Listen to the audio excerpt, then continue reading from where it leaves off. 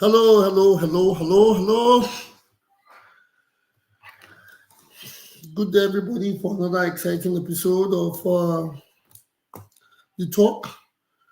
We are here on a regular program, Upper, Upper Reporters and Talk. Today is going to be an interesting one because we have a lot of things to talk about. First, let me introduce myself. My name is Obizo J, as I'm known in the studio, and that's my co-host, the moderator and co-moderator with me on the studio, Mr. Tedo. Hello, Tedo. How's your day going?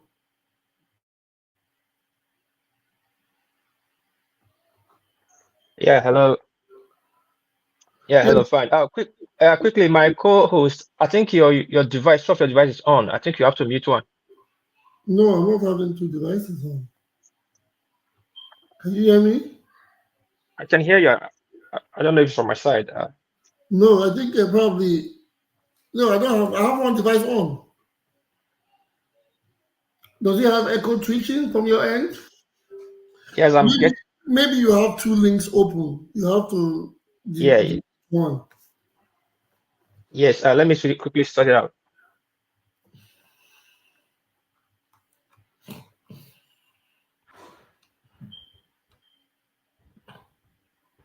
Uh, Hello. Can you hear me clearly?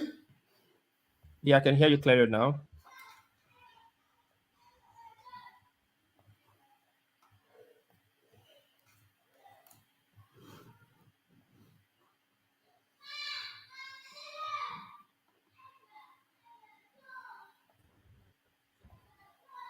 Yes, I can hear you clearly now. Can you hear me? Yes, I can clearly as it goes. Yeah, I think my system, I'm having a technical problem, but it's okay. My name is Tedo, streaming from Japan. Today we have a very good, great section. So let me go my traditional way of introducing myself. Yeah, country people will get good this thing today. A lot of talk did today. I stream from Japan. I'm your brother, your friend, Tedo. Today, my co-host will take us straight to the matter. We'll get very serious matter at hand. My co-host, back to you. Thank you. Yeah, thank you, Mr. Thank you, Tedo. As it is, there are interesting times in Edo politics at the moment. The social media space is giving. First of all, before I go, we have to bring in the rules. I know we don't have anybody in the studio now, but as it is, when we have people in the studio, as we have people coming in the studio, contributors, if you want to make a contribution, if you have when there are times for interactive sessions, when you want to, if you want to speak, please in the private chat make an indication by raising your hand. On the chat section, you indicate by raising your hand so we can get you to speak on the program. Thank you for coming. We have 200 people in the studio, but today, like I said, it's going to be a very interesting one because the Edo political space, the Edo political space is in its most interesting times. The social media platform, the news from different dailies are giving different information, and we are back into the the political brouhaha, as people will call it in certain languages. The APC had its primaries yesterday. The APC had the primaries in Edo State yesterday. And this is, I think, almost 24 hours after.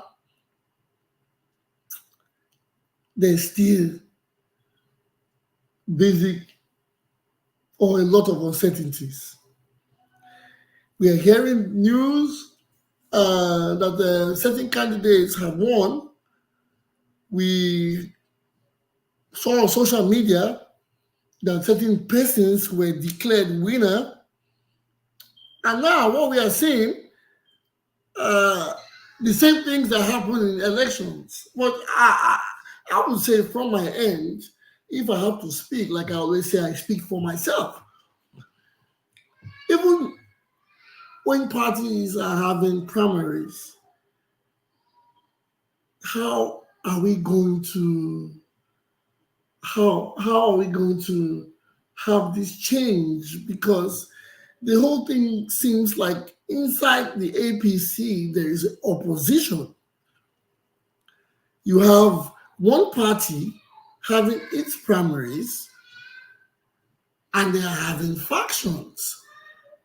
There are some people saying they don't believe in the process. Some people say they wouldn't take the outcome of the elections or the results as they have been stated. A friend, I got a call yesterday and someone asked me, how can 40,000 votes be counted in less than 3 hours after the election? Are we saying even in political party primaries, the rigging is as large as it is done when they have general elections? Well, today we will have we'll wait for some of our guests to come in so we can have this heated. It's not going to be heated.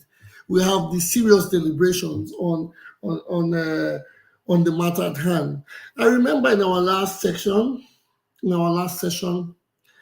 I actually asked, does the emergence of a candidate affect his work and progress? And how are candidates emerged in parties? This is a typical example. We have a party, we have the ruling party, although it's not the ruling party in Edo State, it is the ruling party in the Federal Republic of Nigeria. We have one of the biggest political parties in Africa having its primaries within itself, and it is not going well with the members. Again, where do we go from here? If an internal party primary can be like this, what do we say about general elections? Why do people blame people? If it's a general election, INEC will be held responsible for this, but now it's a party internal primaries. Why are we still having the same outcome in a primary internal party election? Are these the reasons why we are still stagnant? Are these the reasons why we don't think we will get to El Dorado, like they say in politics? Why are we here? Is it difficult for people to be picked on and credibility, like we always preach about? Is this problem? Is this problem in political parties or in the Nigerian people in general? Why are political parties always having negative news? Yesterday, there was some news that went around, and they said talks interrupt party or election process. I, I, I, it got me confused because in general elections, when people say thugs come in to disrupt elections, it is given or it is said that when a party is leading, an opposition tries to disrupt so they don't have results coming from that area, or they try to use that to rig. Now, if one party is having an election and people and the media is saying thugs, are we trying to say these are external forces coming to disrupt a one party election? I mean, an in house election? Or are these thugs members of the same party that they are trying to disrupt their internal election? Well, I'm just speaking from my observation because I'm here, I'm a moderator, and I'm an observer. But these are the things we see on social media, on the media space that are trending right now from Edo State. So that's why we are bringing it to you. Okay, to begin today's talk, my co-host, I want you to give us a light. What the other information or what other stories did you hear from the Edo APC primaries? Can you please tell me? Thank you, co-host. Today, just many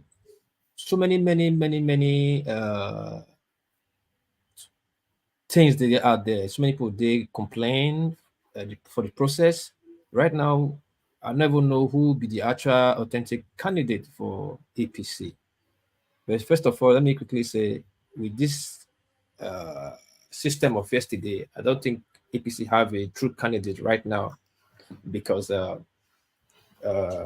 APC chairman and the returning officer declare Upaholo as the APC authentic candidate, while Hope Uzodinma declare uh, uh, Dennis. And from some information I get just now, I think Izeyamo have congratulated both parties, Izeyamo, Okpeholo and Deco. And again, Ganduje, they congratulate Okpeholo and Dennis. So this is not a good thing at all. But let me quickly take you back. To me, I believe the art on his own personal interest. That announcement or that interview or that press whatever you do before the election was unnecessary. They would have settled their problem in-house and go out there and cast their vote, pick whoever they want to represent them, so they'll get the united house, united front. Now it's a divided house. It's not really I don't understand. I don't know where to start from and how I want to end up. But right now, I said the earlier they get their house fixed up before Monday, otherwise we will see a lot of litigation by Monday, which is a very poor start. My host, so I see him. I beg, make I leave my back to you. Make I quickly tackle one or two things, then come back to you. I beg. Okay, thank you, my thank you, my thank you, my co-host, Mr. Telu. Yes, yes. Well, these are serious matters, and when it affects one, it affects all. Like I always tell people, yes, whether we like it, whether it's an internal party stress or whether it is a Edo state. Now we are trying to figure out or trying to get the best that can come out from Edo, our city or our state or our home or where our country, our birthplace. And things are going out this bad because yes, like we saw it, Zodima is declaring, there are other people declaring from other places, and Mr. Osa on the chat line, thank you for coming to the show, Mr. Osa. He's telling us that some of these countings from videos they have seen, like so, yes, I saw a video too. The counting people count from 300 and they just jump to 500. Very, very, very suspicious way of how are we going to eradicate all of this? When it is going to stop? If this can happen internally in a party, that means results that will come out at the end of an election, the general election, will be malicious. How do we end this? When is it going to stop? Is this how party? Um is this how leaders are given to the people? Why can't the people decide for themselves? Well, we are here for you. We are just here to talk about it because we are not in politics.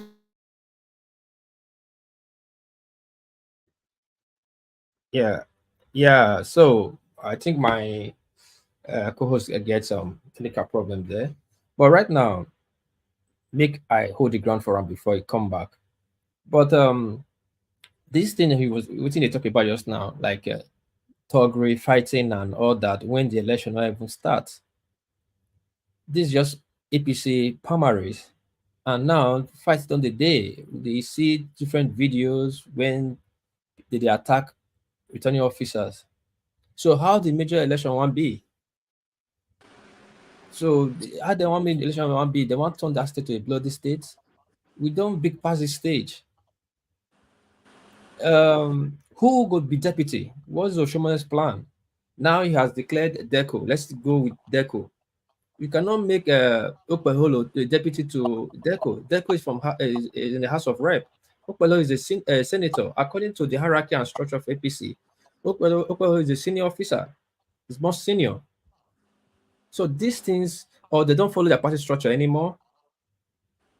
These things have to, we normally have to fix these things real quick.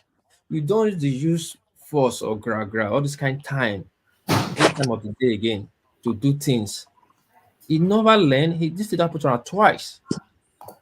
It happened to him before during Opasaki time when they imposed uh, uh, Izayamu on the people. This thing cost him. Now don't come back again with this. It's not going to tell well with him. Who is going to pick? Who is going to deputize let's say Dennis? The people of the Central will not accept this. Yeah, but for me, sorry, when they say the central does not accept, who are these people that to accept? In elections, No. the general people pick their leaders. That is the way it ought to be. That is why sometimes after elections, some people say that is not my governor, that is not my senator, he didn't win. These little things matter. These little things matter. But he demanded his players. He certainly gives People up the come goal. sometimes to say, well, I had a person say in a forum that it seems the current the current the current senator is working against the APC, just like you have said, because you said But the last time he did it with the governor of Obaseki, before he yes. deserved or he moved to the PDP. Now people are saying that Oshomole does not want to give APC a chance, that he has stubbornly agreed to go be on the other route by insisting that people go for his candidate or trying to put the candidate on the people. Well, those are people's opinion. All we need to know is who is the winner, who has been declared winner, because at the point, no one, only APC can decide how their candidate will emerge. If they think rigging their leg within themselves to get it out, or going by consensus, or going by a certain agreement, or whatever, is that who is the APC candidate for Edo State gubernatorial election? It's a funny question to ask. That is the question. If you ask me as they talk, who I go ask? But then again, you say if they don't do that on Monday litigation, who is going litigation? What does litigation, how does litigation affect the outcome? Yes, there'll be a lot of cries, even though we know people that got only 50 votes, or they know they couldn't have got more than 50 votes. Yes, they will cry wolf. They will cry that they have been marginalized, they have been cheated and all that after spending that large sum of amount and more probably before the primaries. What is going on? Why is Nigerian politics always like this? Now, I said it we had it in the previous program. Will this outcome result, will it affect the those APC in the general elections? I asked this question the other day. Will the outcome affect APC in general elections? Are the people going to say PDP hasn't done anything, APC is not ready, so let's go for Labour? Can the people do that? Because at some point in the general in the last elections, APC did a clean sweep in Edo State, or rather in well, I wouldn't say generally in Edo South. They did. Yeah. Yes, according to my co-host, Mekai. Okay. Yeah, are you back? Sorry, yes, I go back and forth. Yes, the bit of yeah. So, like I say, they go back and how we going? What do we? What's the way forward? Well, there are interesting times ahead of us, and today I wish we can have more people in the studio because there are a lot of questions that needs to be answered. A lot of questions are to be asked, and people need to come tell us what they think, what they know, or what they suggest. If ABC is having troubles like this, is that a land? Is this a landslide for the opposition? What can we say? Well, but the question to ask, if they should head to court on Monday, who is taking who to court? According to OSA, yes, he said litigation as question marks. That means they may not have a candidate on the ballot paper. Same thing happened in Zamfara. You remember? Yes, I think it happened in 2 states. What only Yeah, under Ushomole was was it Zamfara? Zamfara. yeah, Or Katsina? Zamfara and Port Harcourt and Rivers. Okay, Port- yes. Rivers did not have an APC candidate at some point. Yes. Yeah, then Zamfara. And these were under Ushomole watch when he was the national chairman. Same action repeats himself again. When will this man learn? Well, are we saying he doesn't know? We cannot say a man like Comrade Adam Toshomole doesn't know the consequences to such actions. He knows. That's why people can rumor to say he's working for opposition. Because when he leads his party in such a tight spot, he gives opposition the upper hand to win an election. He gives the opposition. So it is funny how political parties break our hearts. I would say break our hearts because sometimes we expect too much from these people and we believe, not a thought, we believe these people should know better because it is as simple as it can be. When you know the examples you learn from your mistakes, you shouldn't be doing the same thing over and over again. Can we say it's out of desperation? Is it desperate to When when you say desperation, first of all, who is desperate here? Is it the current senator or the candidates in person? I think it's a senator because from rumor, the senator is a senator. He has been governor before. He's a sitting senator. He has been former chairman of APC. So what kind of desperations are we talking about here? Okay, the question should ask, who is the leader in Edo State? According to the structure, what we hear, I haven't read it, but what people say, the highest, perhaps, there are 2 senators from APC in Edo State. Okay. One from Edo North, and the other one from Edo Central. Central, yeah. Those are. So if we have to say the highest ranking officers or the highest ranking political positions, they have 2 senators. So you have to pick from both. If 2 senators, you have to pick one from both as the highest rank, as the highest in position. If APC had a governor, if Edo State had an APC governor, he would have been. Is the governor? He would have been number 1 in the APC ranking. Yeah, but when they don't have a governor, it becomes a senator. No. It's the last gubernatorial candidate is the party leader of that state.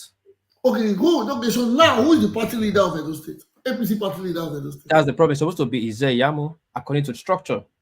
According to APC structure. Good. Like I said, Yes. I don't know so much about that. But from where I speak, from where I have been what I've been told, they say Oshomole as a senator is the APC leader of the state because he makes most of these decisions and not the pastor.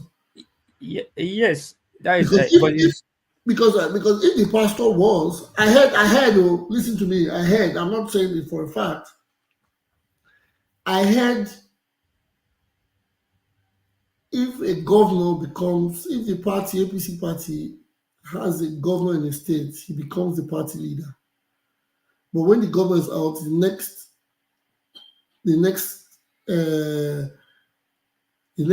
member in position becomes not. I don't think it's the Gubas because why should he give it Gubas?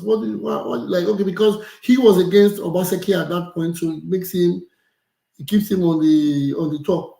yeah, it keeps him on the top. Okay, that's he because he was the final that went. He was the final. Okay. Yeah, because just like Oshuma right now is Oshuma like now I use pigeon. Oshuma right now not be what that position of leader they give him something that just like not the constitutional or like underwritten law. Like for example, when they make Tinubu national leader, there wasn't like national leader in APC. No, I know that. Yes. They give him based on respect. Yes, based on respect. Just give him, but it was not really. Yeah, it was not really. Wasn't really there. At one point before we became president, they will clear in that segment. Something like national leader. Buhari is the leader of the party right now. Is the president and the leader of the party. So same for the governorship. So for councillor to chairman, whoever run for that ward for the highest position of that ward heads that ward. So Izayamo was the last person. So he's supposed to be the leader of the national, the state leader. And when they have the chairman, two sides, the state leader and the chairman. So Shomai cannot be a senator or be a leader when the Okpa is there. Okay. If he's standing on the ground that he was once a governor and he wants a chairman, Oyegu is there. Oyegu was once a governor and he wants a national chairman.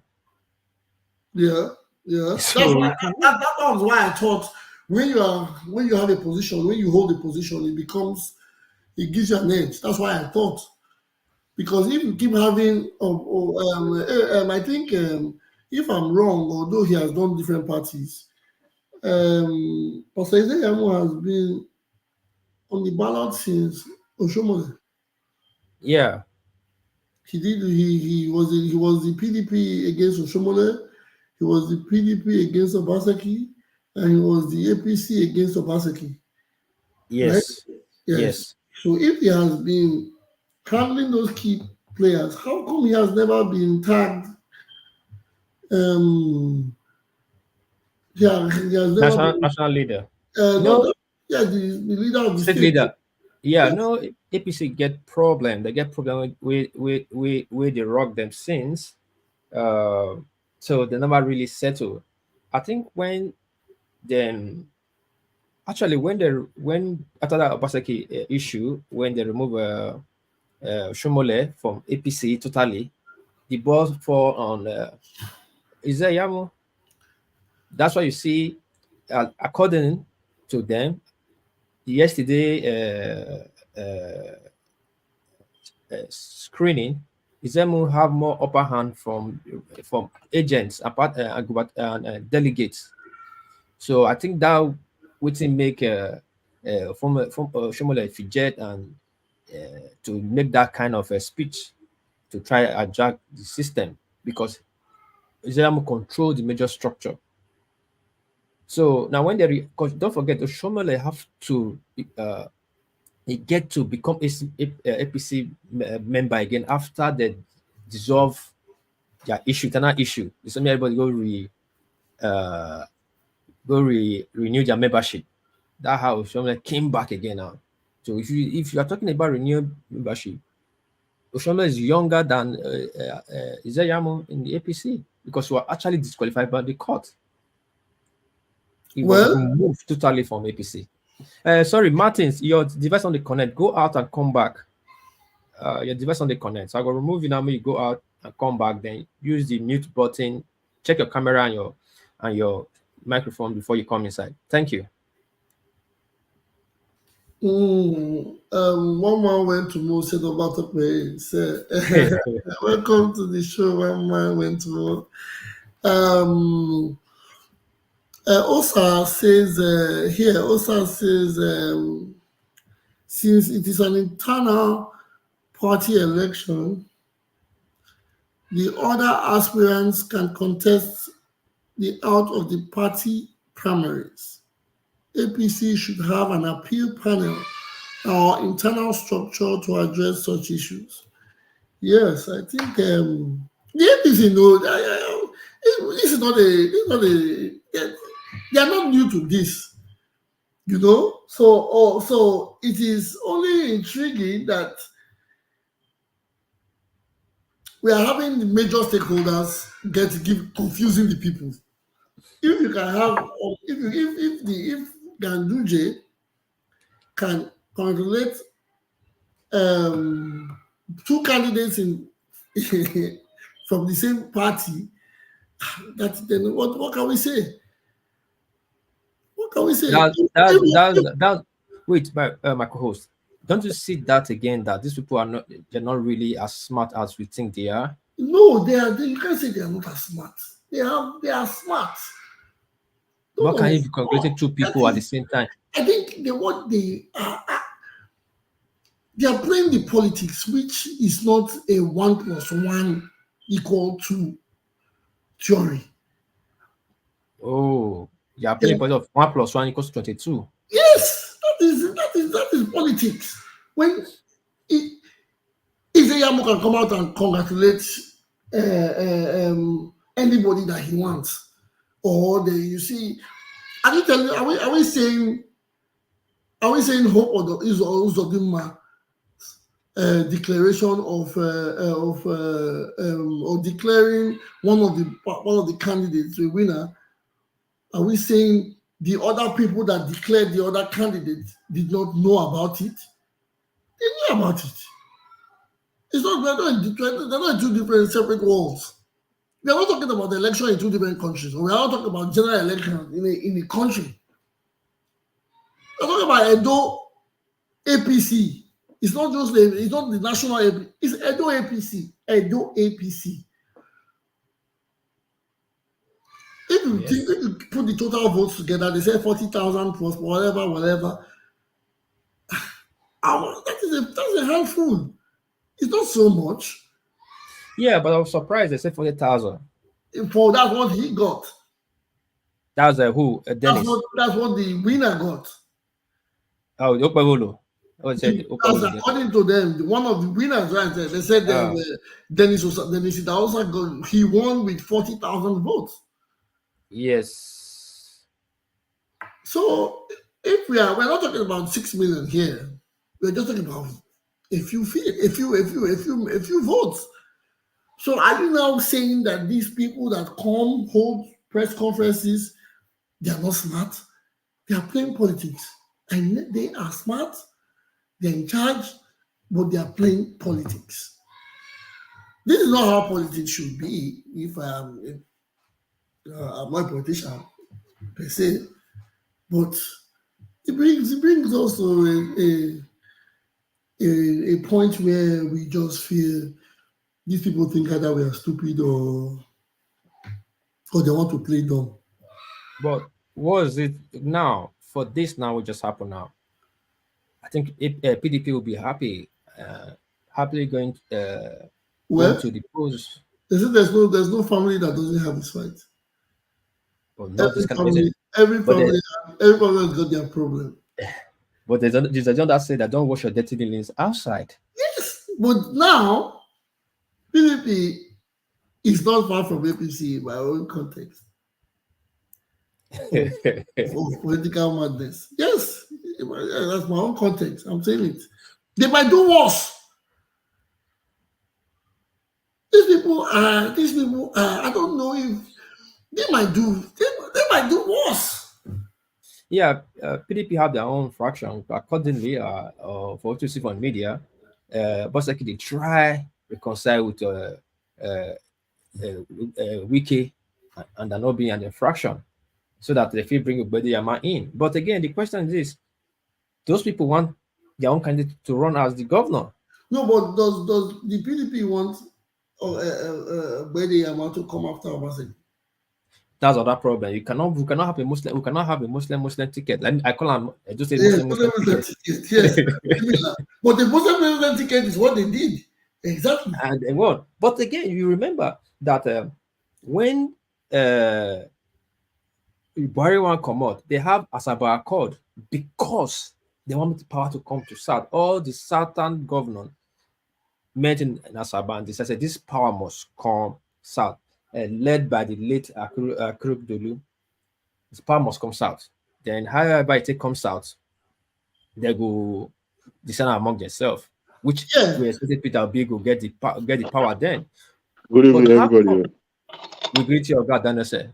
Now, how come? I hear you too. How come waiting the stand against that time? That will come the practice now for say those things, both the Oshomole and this thing. Now, for that of Ubediyama, I expect for me, my personal thing, I expect he's supposed to calm down, go as deputy. Yeah, my co-host, sorry to let's not go. Just we don't talk APC matter finish. And Yeah. so at the program they go on, we go PDP home too because like I always say, yes, we'll break it down. But now, before we go to PDP and the own stories and whatever that's forthcoming, let us the talk now is on the APC primaries that happened yesterday.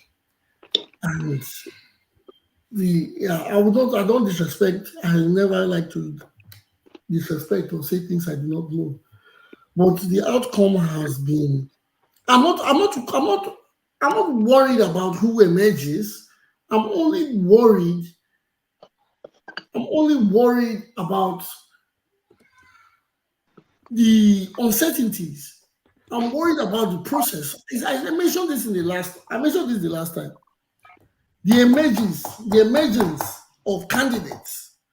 That is a problem that we have to sort out before we get to the elections, general elections. How do these people emerge? Now a party as big as APC, having two candidates, and you have APC chieftains and stakeholders congratulating both candidates in the same. Is that not a red flag? It's a red flag already now. It's a red flag. So when we see these things, these are the questions that we ask. What do they have in their mind? What are their plans? Why this crave for power? Why can't it be? Why is it inorganized? What is the real problem? Wait, my co-host. To me, they say government is say the people. How do I say? They say the people is the reflection of the. I say government is the people. Is the reflection of the people they govern. It's the reflection of the people, yeah. So they govern. So Yes. And again, these parties, what would I call them? Gladiators, elite, or whatever they call their name, is the reflection of how their system be, because you can't just be doing the same thing all over again. You cannot use yesterday recipe for today, 21st century global technology age. But are they not getting away with the same recipe? They're getting away Because- with the same sour recipe. Because we refuse to grow. Yeah. When we see, and like I said it, when they say we want to grow, but our self-interest, our personal interest. Thank you. That was what I was saying. That was what I was saying the other time. We think of when it's for you, it's no longer looting. When it's against you, when the person is not from your party, is looting. But when it's from your party, is no longer looting. I think we should just try, regardless of party, we should treat individuals as individuals. What have you brought to this? What have you done for your people, regardless of your party? Look at this APC. How can a party, the ruling party, how can, it's a shame that you have two candidates. No matter how we try to, yeah, we know Denko is the preferred candidate of Oshomole. But even if you want to do that, you could still do that in the right process. You could still do that in the right process by changing venues and having two different results. You have already lost your credibility. How are we sure when you get into government, you're not going to do same? You're definitely going to do same, because if you, we should mind what we speak, but sometimes when you see the truth is glaring. Like Denko, for a person, he's just been pushed in. People might say, yeah, for me, how you say no, but we're not dumb. We're not dumb. Wait, So that means, are you saying Denko does not have plans or does not want to? Well, we have heard with again. Yes, see, my brother, your plans, you can have genuine plans, but when forces are working against you, you see those plans, if you execute them. Yes, but when you say genuine plans, are you saying Denko did not have genuine plans to go for the Gobas, or he doesn't want to be governor? Are you saying Denko was in his own space and the comrade senator went to him to say, Mr. Dennis Idahosa, come and be governor of the state? Are you saying that, or the man had his own ambition and he was propelled by the comrade senator?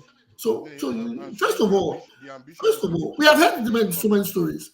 There was a time, I'm not trying to, we are talking about APC now, primaries.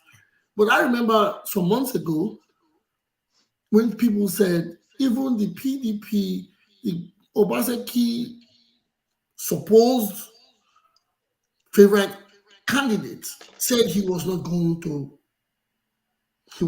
to partake in politics. But we heard, and these days on social media, a lot of write-ups come. We don't know. I personally don't know which is right, but we read. They said he was not interested, but he was pushed to it. Is that the same case for Mr. Dennis Idahosa? Or Mr. Idahosa had his own ambition? I don't think. I'm not sure. Say Dennis were pushed to it. I believe everything when happened right now was not by default. It was He prepared himself. It was well planned. Just that their best was not good. Their best was not good enough. No, see, let us say, a man makes a plan and he goes around to look for the strongest force. When in politics, like I say, politics is not 1 + 1 = 2. They know how they plan. They know how they go for it. If I want to contest, I come out with my plan. It's only right for me to look for the strongest force in my party to align with. And if the strongest force in my party agrees to make me his candidate, that makes it in favor of the whole process. So are we going to blame Mr. Dennis Idahosa? No. Are we going to blame the comment senator?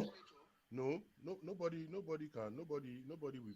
No, I don't think there's need to blame anybody. Good. So my only question is, why are we not having? Why is it the same process? Even when is the same party just going through primaries? Why is it the same process? That was what I just want to say. That's the only thing we Ojanose, can I hear you? Speak louder. You are far from your mic. You are far from your mic, Ojanose. Oh. You have to talk, speak louder. Or Please come closer to your microphone. Okay. Can you hear me now? So yes, we no, can. It's very faint. Mm-hmm. Okay, I hear you now. I said, Juno, that was what I wanted to say. The only problem we will have now with this, not the candidate, is the process and the mess it has created. Because Dennis, as an Edo citizen, has the right to seek for an elective position. Yes. Regardless, when we talk of zoning, say Edo Central, we are not saying it's for right, we're not saying for equity, fairness, and justice. It is supposed to be zoned to Edo Central. But anybody has the right to seek for an elective position. And like Juno rightly pointed out, when the main power in your party is backing you, is a plus. It's a plus. So, but like I said, the only thing is when you know you are a force, why don't you just go through the process? Why don't you just try and make the process flawless instead of causing this kind of recalls? Because no matter how we want to come, foul play day, the primaries. No matter how we want to come. Because if there was no foul play, you will not have Okpebolo as a candidate, and you have Idahosa as a candidate, and APC from all over the country are congratulating both of them. So there's a flawed process, but like we said, anybody has a right. I still stand on the ASUEN central zoning, but anybody has a right to seek for an office. So what do I mean by Oshomole pushing Denko is I don't know Denko personally. I don't know people. Maybe you don't talk to people when he did House of Rep or na governor now and BO. Now governor that be my aim. Maybe you don't na your ambition. But sometimes some things they propel that ambition, either in a good way or in a bad way. So for me, I feel this was Oshomole's turn to I don't know. You need some people power. They say power is an intoxicant. An absolute power intoxicates absolutely. And when you don't taste power before and it is taken from you, you see the both lives. You want to get it back. And it could just be the same way the comrade is thinking. But my question is this: I know political parties one win, but again, we know the process get problem. Let's just assume, say Dennis finally emerged as the governor or the gubernatorial aspirant. Who Oshomole want pick as a deputy? Is he going to go to the central where he don't cause this problem for?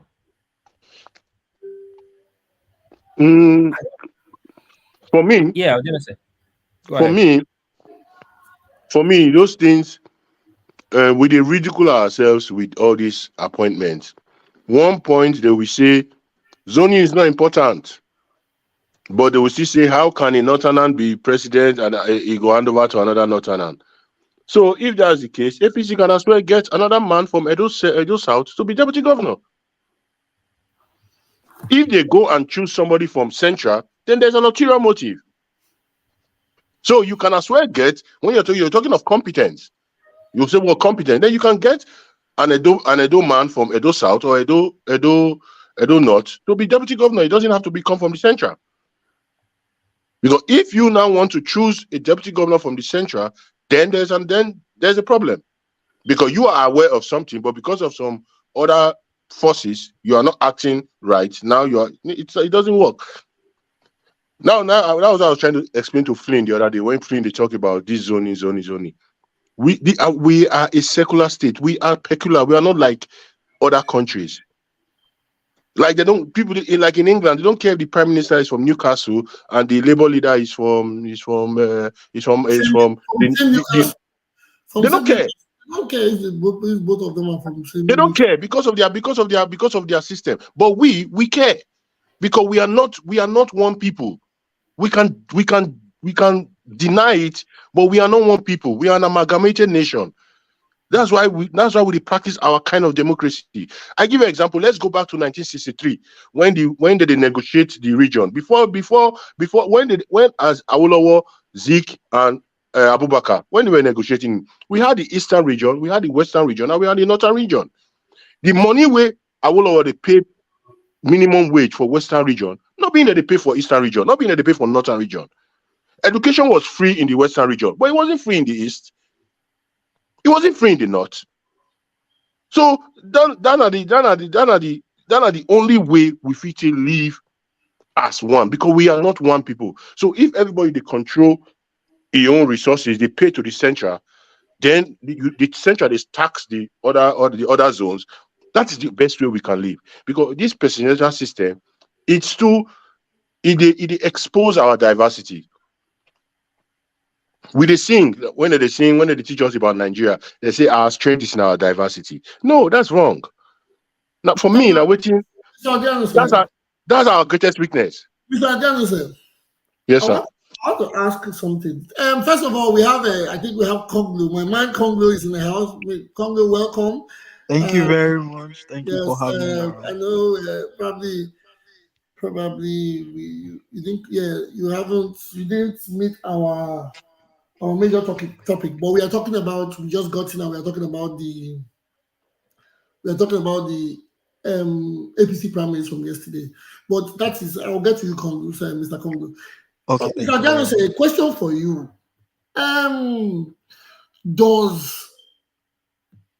Does zoning really, does it determine the development of any state? It sounds to me, zoning sounds biased. Yes, but people who might look at it from an angle and say, okay, let's bring power this way, let's bring power that way, let's bring power over here. Are we supposed to be, this is 2024, at this point in time, are we supposed to be thinking of taking power to a certain place or leaving power wherever the competence can be and having it spread around the entire state, country, or continent? Do we have to say, okay, for instance, let me use Africa. Africa is very large. And they say, okay, Nigeria is first, South Africa is next on whatever leadership. Don't you think it sounds biased? Why can't we just have someone in Edo State that has love for every Edo State person, regardless of where he is from? Why can't we always do things without including our religion or ethnicity into it? Why do we always do things to say, okay, it is my turn, or it is my turn because they had given it to the other house earlier on? Why don't we just bring out somebody to say, okay, this man is capable. We don't care where he's from. We don't care his religion. We only know from his precedents that he has done great deeds, and we are trusting him to do for the state. Don't you think that is the first part we should be thinking of? Yeah. Can I say? Yeah, I will tell you. It's not because the reason why we're doing zoning is for inclusiveness. We want every zone should be represented, should be included. Good. Inclusiveness in what? Yes, and also, yes, inclusiveness, because it still goes back to the fact that we are not one people. That is how to make everybody feel we are all one, despite our tribal differences. Or that is why you rotate power. That is why you have the governor from a particular, like in Edo State, as a case study.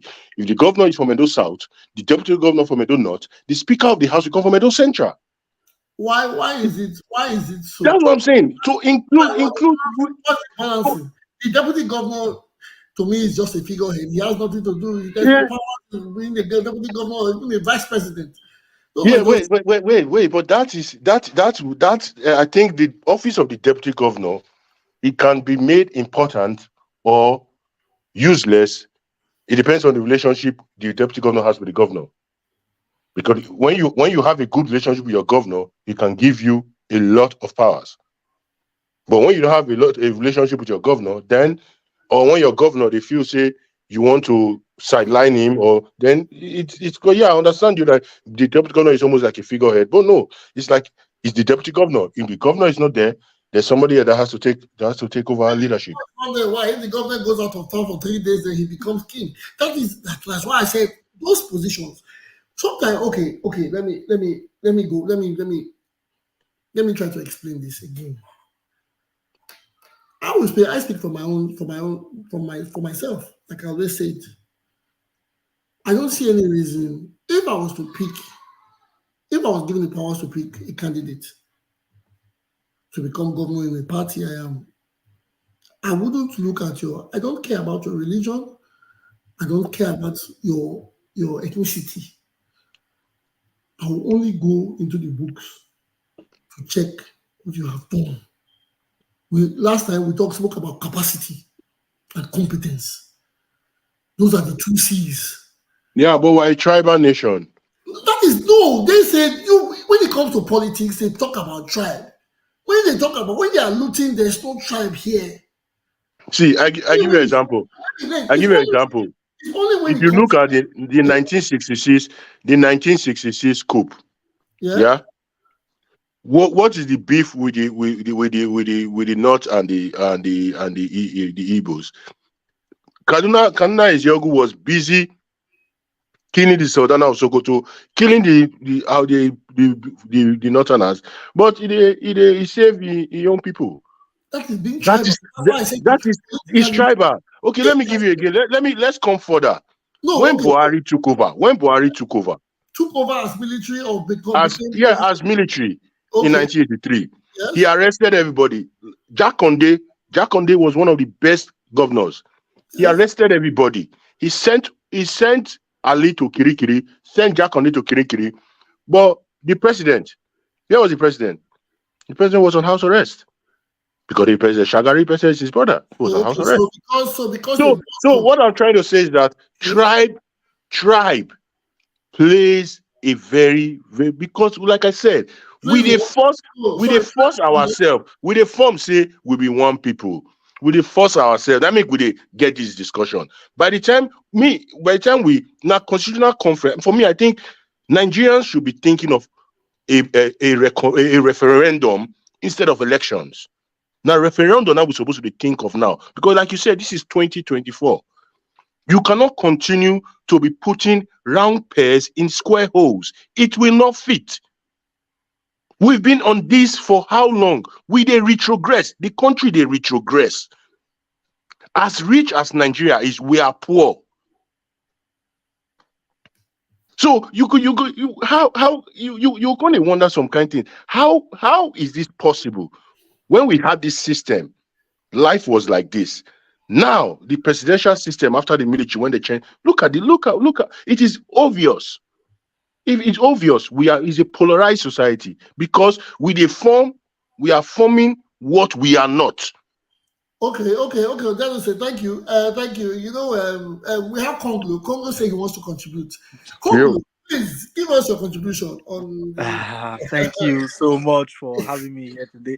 You all know to some extent I'm very partisan in terms of like how I make my contribution. I'll try to be very objective today.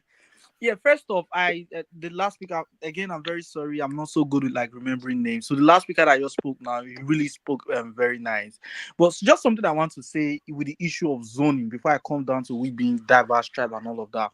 I hear one of the most popular saying people say is that when an illegality or, you know, an unofficial or, you know, an illegal process favors us, we call it connection. But when it's not right, we say, oh, you know, a crime has been committed or, you know, we're robbed of our right. So the same people that are craving for zoning today have been the same people that have condemned this new federation or the Fourth Republic of catchment areas ideologies.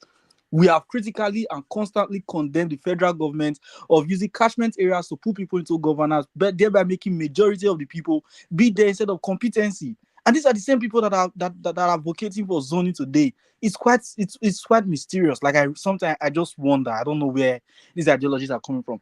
And even in terms of diversity, in terms of our tribe and you know, our religion and all of that, where we come from, America, the USA today, as we have it, is a very diverse nation. But what did they do? They practice inclusion. So instead of us to continue preaching zoning, which is an element that have really segregated us and made us look like we are different people, why don't we truly work towards practicing politics that will make everybody look like one, whereby a northerner can come serve in the south and even probably reside here? You will never hear a US person saying, I'm from the northern part of the US. You will never hear that. People move from Europe, from different parts of, especially Western Europe, to other parts of Europe and reside and settle down there like it's so normal.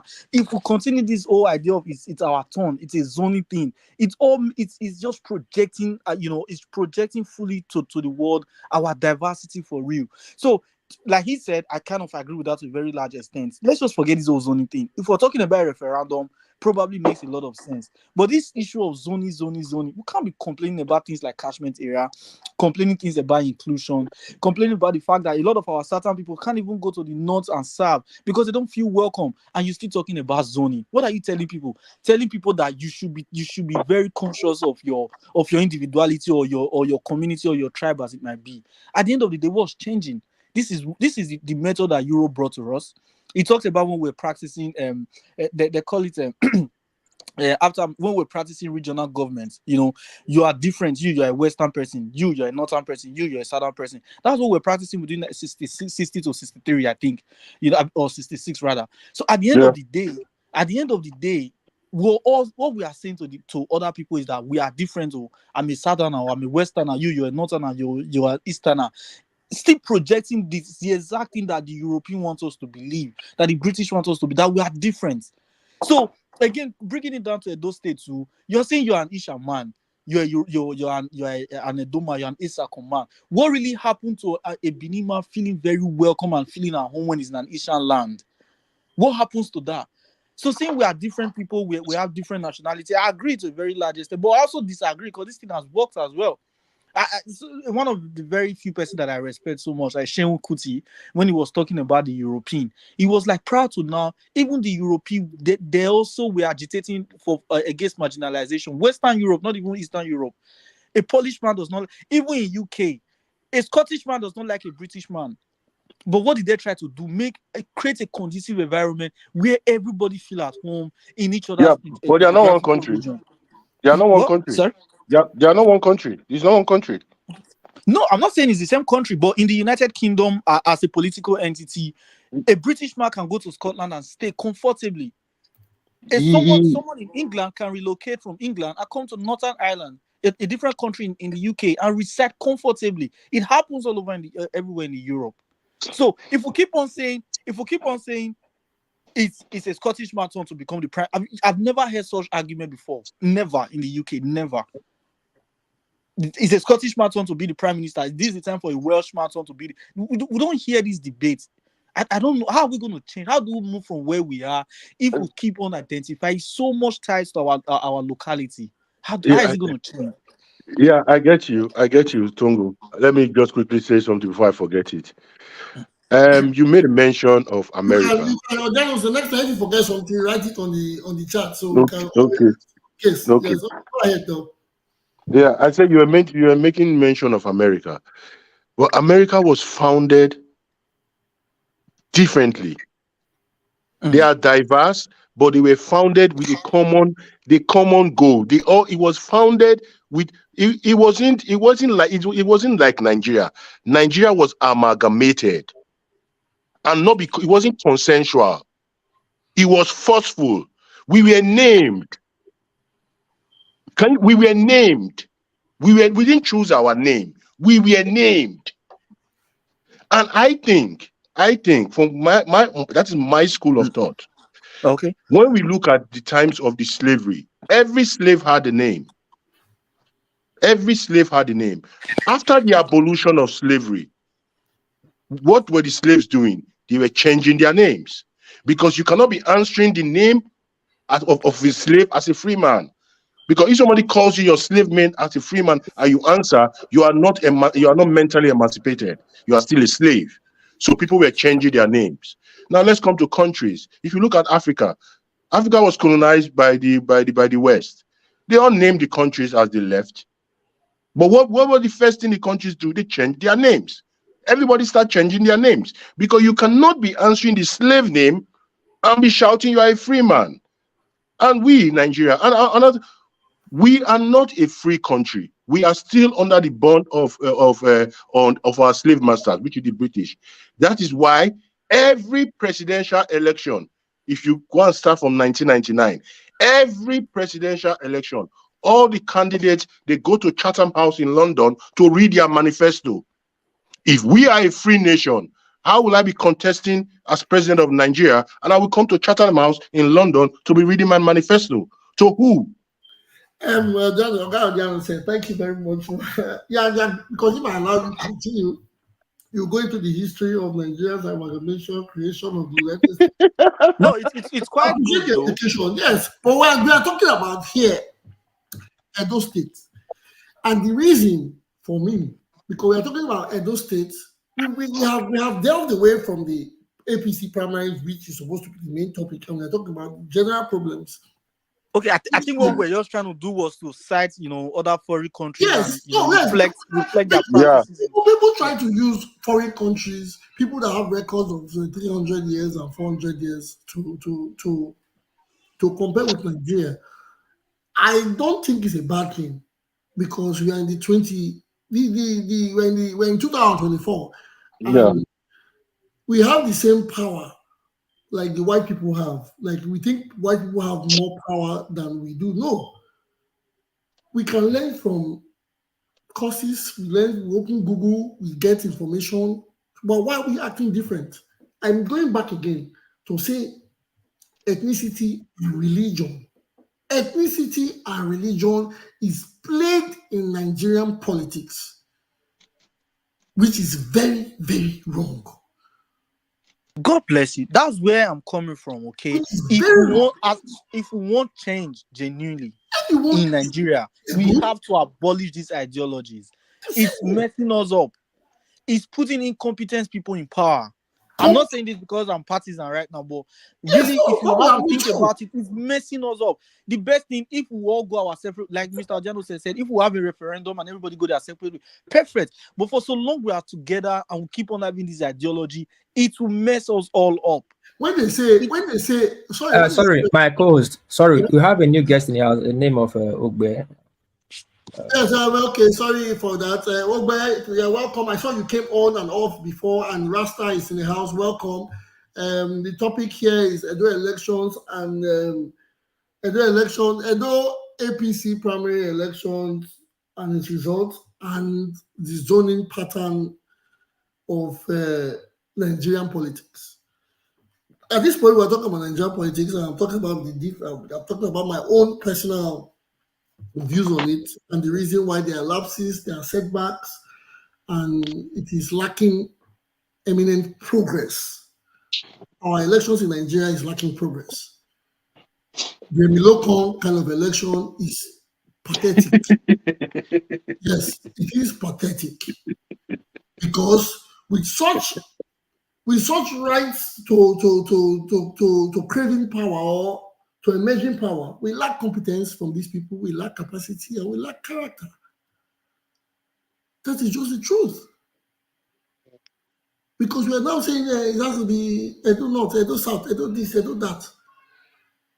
Why do we have to do that? Can't we just say, okay, this is Edo, let's make it like Dubai that we all crave to go to, that we all pay magnanimous funds just to visit. We go there, we spend huge money just to sleep in the night or buy the same water we drink. So why do we need a man to come from the mountain when we can get a man as competent in our bedrooms?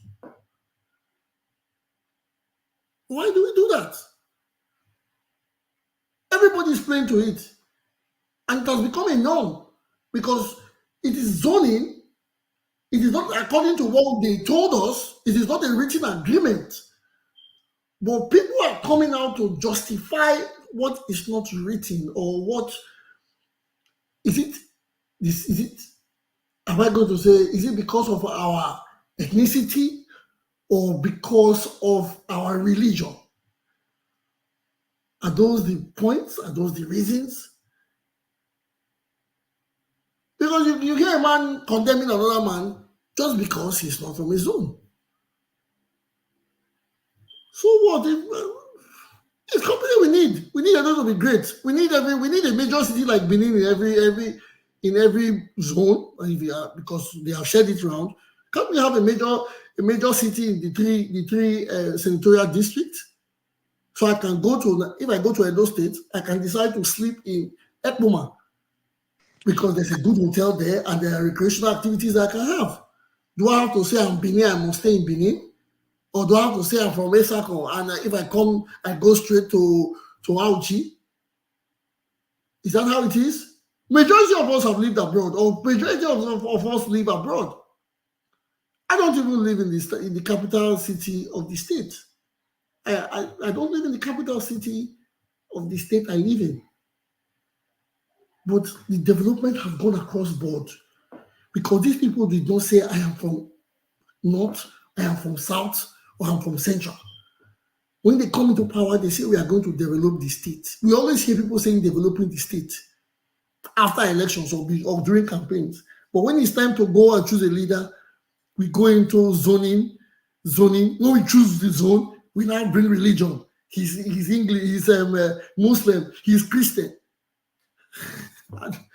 So then at the end of the day, we'll bring a Christian or a Muslim without capacity or competence. Then we begin to argue of the dollar rising every morning. We begin to make a bag of rice, the yardstick. Are we not going in circles? Anyways, this is not my show. This is a show for everybody. We are going to go back again. And I want to ask a question. This question is an open question because I am still trying to figure out who the APC candidate is. There are reports everywhere that Ganduje congratulated Okpebolo, and there's another report from channels or from Punch that says Ganduje congratulated Mr. Dennis Idahosa. Sorry, let's just quickly correct that, please. Just for public knowledge, there's never any reports anywhere congratulating Monday Okpebolo. None. Okay, because I'm not speaking from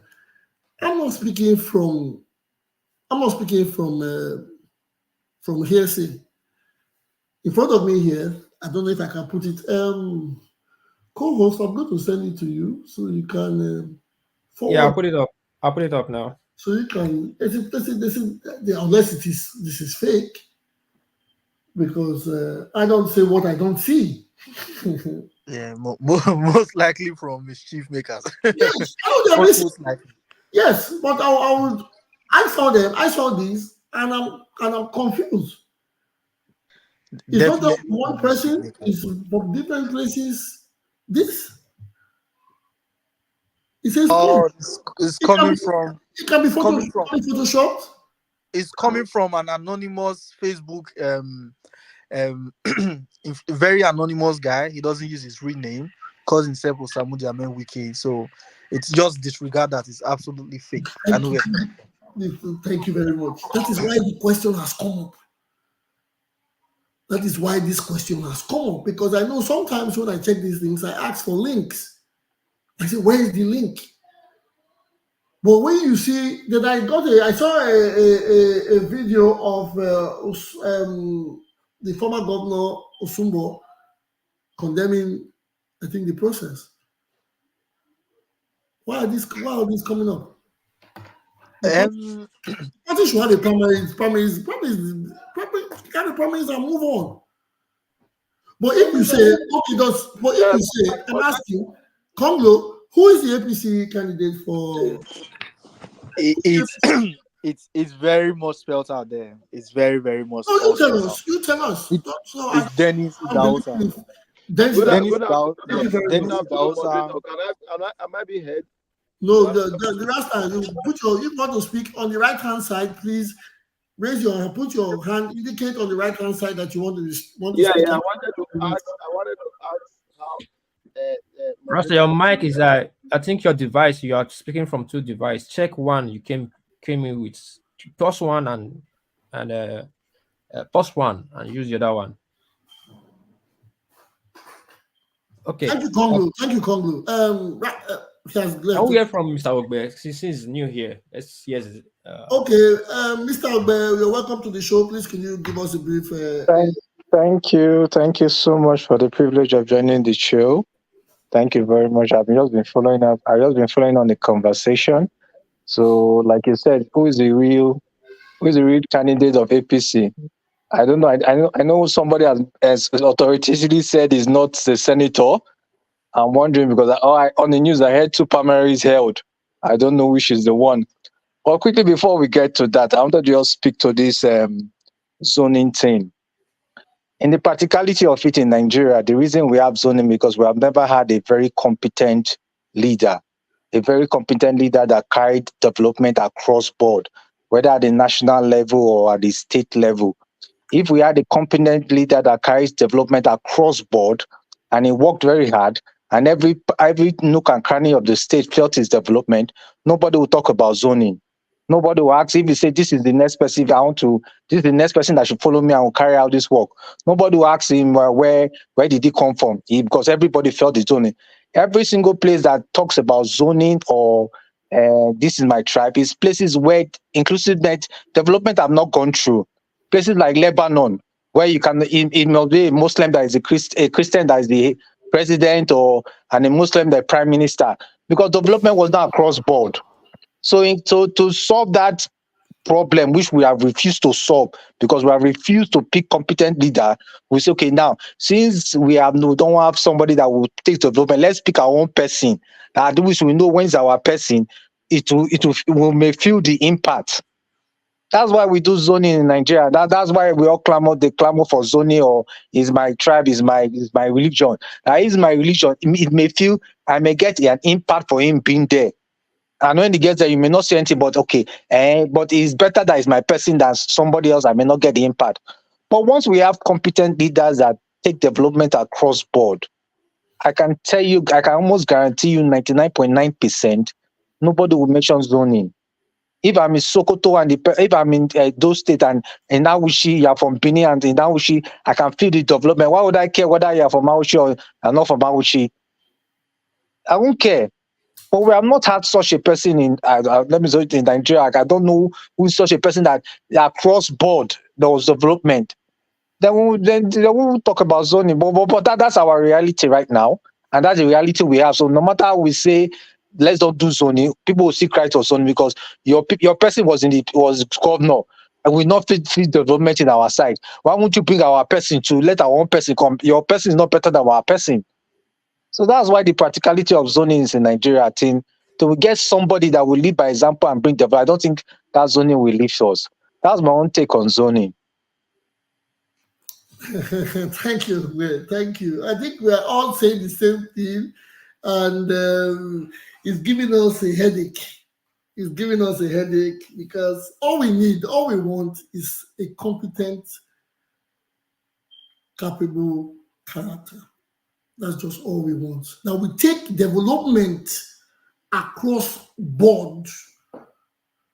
We take development across board. That is the most important part. Someone said something about I think Lagos is the only state. Lagos is the only state that has a non-Yoruba working in its in its government parastatal. I think Lagos is the only state from the information I know or have gathered. If we can have this across the nation, if we can have a competent person with good character come from Borno State, and he's ready to make sure Edo is, I'm not saying for governorship, don't get it, yes, because people like to say, no, my brother is governor, my uncle is governor, my neighbor is governor, my church member is governor, because we try to streamline, my nocturnal member is governor, we all want to have this connection to it, even if we know it is not going to enhance development across board, as Mr. Ogbe has said it. We just want to be a part of it. That is it the pride, is it the connectivity, or is it for us to boast in public? To say I know him, yeah, okay, governor is my friend. Does that enhance development? Or you just want to use it to keep yourself in the edge of the factors? What is the way forward? What is the way forward? Thank God we have gotten facts now because I was getting confused. Thank God we have gotten the facts. Mr. Dennis Idahosa is the APC candidate of Edo State, and someone has given that to us. So now we have to hold him, or will we hold him responsible? But how do we hold him responsible? That's when he becomes governor. If he becomes governor, I don't like to speak on the negative. He is going to be representing APC as we have been educated right now. Yes. So if this man becomes governor, how do we hold him accountable? That is my question now. How do we hold him accountable? Are we going to say, okay, because we know people that know him, so we can tell him how to put things in order? But again, his emergence, his emergence into the position, having a great man like Comrade Adams Oshomole behind him, are his hands going to be tied on certain matters, or he would have the that's what I said. He will come and say, okay, I don't have to listen to forgive me for the language or for the terms or the words I use. I'm not going to listen to my leader. I'm going to do it as I plan to do it. So we'd like to know, how can we hold these people accountable? But sorry, of course, with this system of saying, like this system where they used to bring people in, you cannot hold them accountable. Is the people that produce them will be holding them to the jugular. Are we going to hold Dr. Shomole, who is holding a position, a senatorial position? We have not even held Dr. Shomole for his accountable for holding a position that he holds. He's going to be holding him for another position. Yeah, because he's taking he has taken it as his job now. I think that's his job. So he's the one. He will be holding the governor. So you see where it goes round and round. But it's okay. The answer has been solved. The answer has been given on the primary. I thank Mr. Congo. I always want you to come early so that we can start the deliberation with you. Thank you for that information. You have passed an information to us that I didn't have. Thank you very much. Now we are going to the PDP. Let's go into the PDP. We saw what the APC did yesterday. Now the PDP has its own, and some people are being sentimental to it, honestly. Because, do you know why I'm saying we are being sentimental to it? Because the governor of Baseki, like people have said, has brought a candidate with a big resume. So we are now forgetting about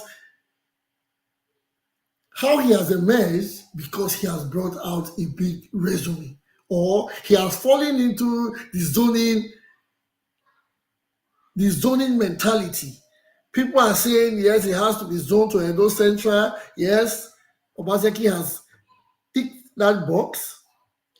And he has come up with somebody with so much quality on paper. I'm not right now. It's all I have read that I'm saying. I have never met the man. I don't know about his personal dealings or his businesses, but from what we see on paper, it is ripe, it is rich, and it's very commendable. But that's on paper. Because in the Nigerian political space, you can bring a Harvard lecturer to become governor and he'll be the worst ever we have seen in the Nigerian politics. We don't know how that happens. So now, are we not saying the PDP is going to do the same thing? I'm just asking. Are we not looking at that part? That a power stakeholder in the PDP is also providing or bringing a candidate who is going to emerge the same way the APC candidate has emerged. How do we hold that same person accountable? Can I say something? Go, tell us your sentimental and your biased views. But first, you said something. But in the case of the PDP, it was not there was no imposition. There's no Really? imposition. There's no Really? imposition. Yeah, the governor has a candidate in ASUEN IGHODALO, and he sold the candidate to the people. Mm-hmm. And like I said, the Edo Central PDP has a consensus candidate, and that is ASUEN IGHODALO. It doesn't mean Based on this last time, and it wasn't factual because it was factual. somebody mentioned one and another. And Yakubu. Yes. Yeah, Ojeswa. Yeah, like I said, like how will I put it? When you say who are the leaders? When you have a caucus of 10 people and 9 people in the democracy and 9 people agree and one says no, the 9 people, they've taken the vote. So you could be the lone wolf and be, it's obvious. Well, no, everybody, when I say consensus, it doesn't mean everybody 100% agreed. We don't, it's hard to get 100%. But the majority, it's hard to get 100%. The majority have chosen ASUEN IGHODALO. It doesn't mean he's going to be the only one in the polls. Good, but is this a fact from your end, or is the governor that? It's in the public space. It's in the public space. It's in the public space. What we have gathered. Yeah, it's in the public space. There was a time that we heard over the same social media that gives us these stories that ASUEN IGHODALO said he wasn't going to run for governorship until the governor convinced him or told him. We heard the same social media that is telling us about other stories that we heard. Sometimes I ask, when I see information on social media, I ask people for credible links. And social media is I don't know what you mean by social media. Where I get my information from, I get my main information about politics is from our local newspapers, from Vanguard, from Punch. That is where I get my information, not on the internet. They have their social media handles. That's what I mean. I read what states in Punch. That's why not what states in a random site. Yeah. So like I said, the Tommy Kimi led delegation of Edo Central PDP caucus, they endorsed as like I just said, it cannot be 100%. Mm-hmm. Somebody else might say, no, I'm not in line with your decision. I'm going to go ahead and contest. I'm going to go ahead and it's a free will. But the majority of the people have decided to stand behind ASUEN IGHODALO. It doesn't mean like Ogbede Yama wants to contest. The deputy governor is in the poll. You can still. It's a primary. It's a primary. Sorry, sir. Just because Edo Central, had a consensus meeting, for instance, to go by your analysis, does he automatically translate as the candidate, like he's the anointed candidate for the PDP? No, I just said I just said the Edo Central caucus. What I just said, the primaries is still open.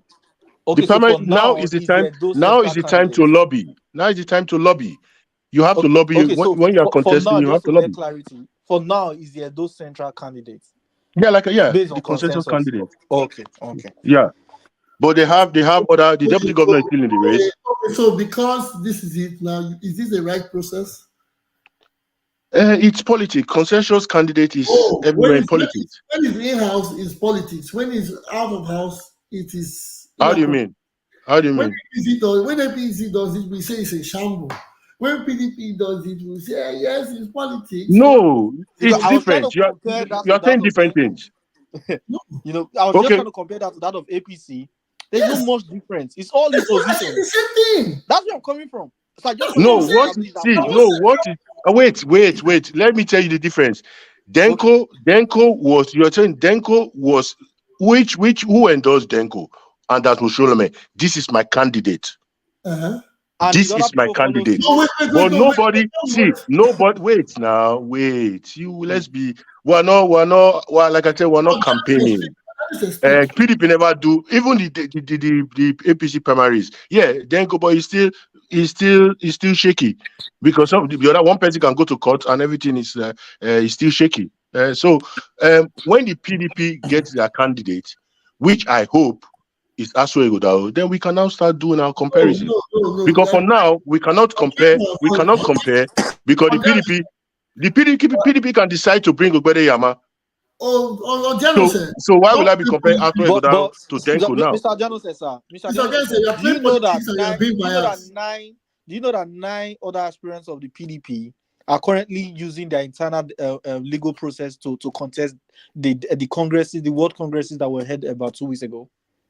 He knows. He led by Ojeswa. He knows. And do you know that the same strategy that a lot of people are alleging that Shomole used was also deployed with the PDP as well? Yes. They didn't have any time to recite any of the electoral materials. No, wait. I don't know why. To say something. I don't know why just Wait. The governor, who is the governor's candidate? Are we going to lie to ourselves that we know that the governor has a right? The governor has a right to have a candidate. Has a right. Yeah, nobody's saying that. Nobody's saying nobody has a right. You don't impose. You negotiate. Like what is happening in the APC and what we've been reading, there is a case of imposition. That is why you have 2 primaries. We've had it in the PDP before. So it's not like I'm not saying it's new. It's a part of Nigerian politics. It's a part of Nigerian politics. If all was well and you play, you have a right to a candidate. But in playing politics, you have to convince, you have to woo people, you have to lobby. That's why you spend money in politics. Even in America, all those lobbyists, what do the lobbyists people do? Those lobbyists, they go bribe.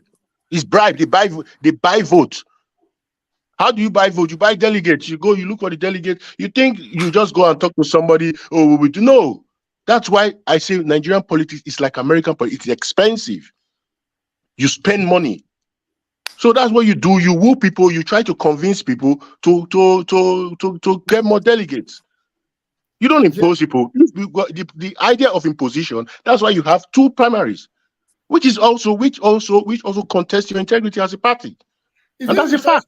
This is the first time PDP had 2 primaries in the. Because yes, like I said, because it's not the first time doesn't make it right. It shouldn't be a norm. Because it has happened before, it doesn't mean it should keep happening. We're looking for change. We're looking for change. And if we're saying let us continue status quo, then the idea of the only thing in life is change. The only constant thing in life is change is out of the window. We're looking for change. That's why you don't want to make the mistakes you made yesterday. You don't want to make it today. So we cannot be saying it's the same thing because PDP has not done primaries. When PDP you can say that because PDP and you can be saying you can give us all this defense because PDP has not had their primaries. That's what I just said. Yes. It's on Saturday. Yes. It's on Saturday. So my only statement is that we have Tupo on the line. He will be saying he has his hands off. My only statement here is this: before I let Tupo come in, the PDP is not different from the APC. So let's not paint any color blue, black, or green. Mm-hmm. I think politics, both parties play dirty politics. They play imposition into politics. That's my favorite candidacy. After this, the Obaseki today, the governor Obaseki was an APC member. You know. What took him out of APC is practically what he's doing today in PDP. But let us not go further. Let us allow Mr. I'll get back to you. Let us allow Mr. Tupo speak. He has his hands up. Mr. Tupo Flynn, please could you give us your contribution on this matter? All right. Good afternoon, my moderator. Sorry, my line has been off. I was trying to manage it. I hope I'm clear now. Yeah. First and foremost, I want to say congratulations to Honorable Dennis Idausa on a victorious outing yesterday. And I will also say congratulations to the youths because I haven't looked at the full roll call of all the aspirants from both Labour, APC, and PDP, even while they have not done their primaries. I can see that there's no one that have that age 43. So the all other aspirants, you can fact check me, all other aspirants are above 50. I can conveniently say that for APC and also say that for PDP. But for Labour, I know they had Mr. Dory, but I saw a letter which I have not been able to verify that he has withdrawn from the race. Probably he could not keep up with what these old men are doing. But this is victory for the youth. This is victory for all of us. If I know we might have our different opinions towards this thing, and that is why there's a constitution that creates a law that if you are not satisfied, you should seek redress. So before we start jumping into conclusions and saying there are multiple candidates and all that, I want to stick with where the people who have been assigned with this duty. And if the national chairman of the party has openly come out to congratulate him, who am I to say otherwise, especially when I didn't even participate, and that was even close to the venue where it took place. So I want to use this to beg every other person here that we should not just go on social media, copy what is there and use it to form a judgment. It is important that we should learn from this and try to become participants in these processes, because I've looked at the videos. I've seen people who live around me here, my neighbors who were present in Nigeria for this election, but myself, I was seated here and I'm on the radio now trying to say something about it. So it will be out of place for me to come and start fighting an election which I was never part of. I was never close to it. I was not near there.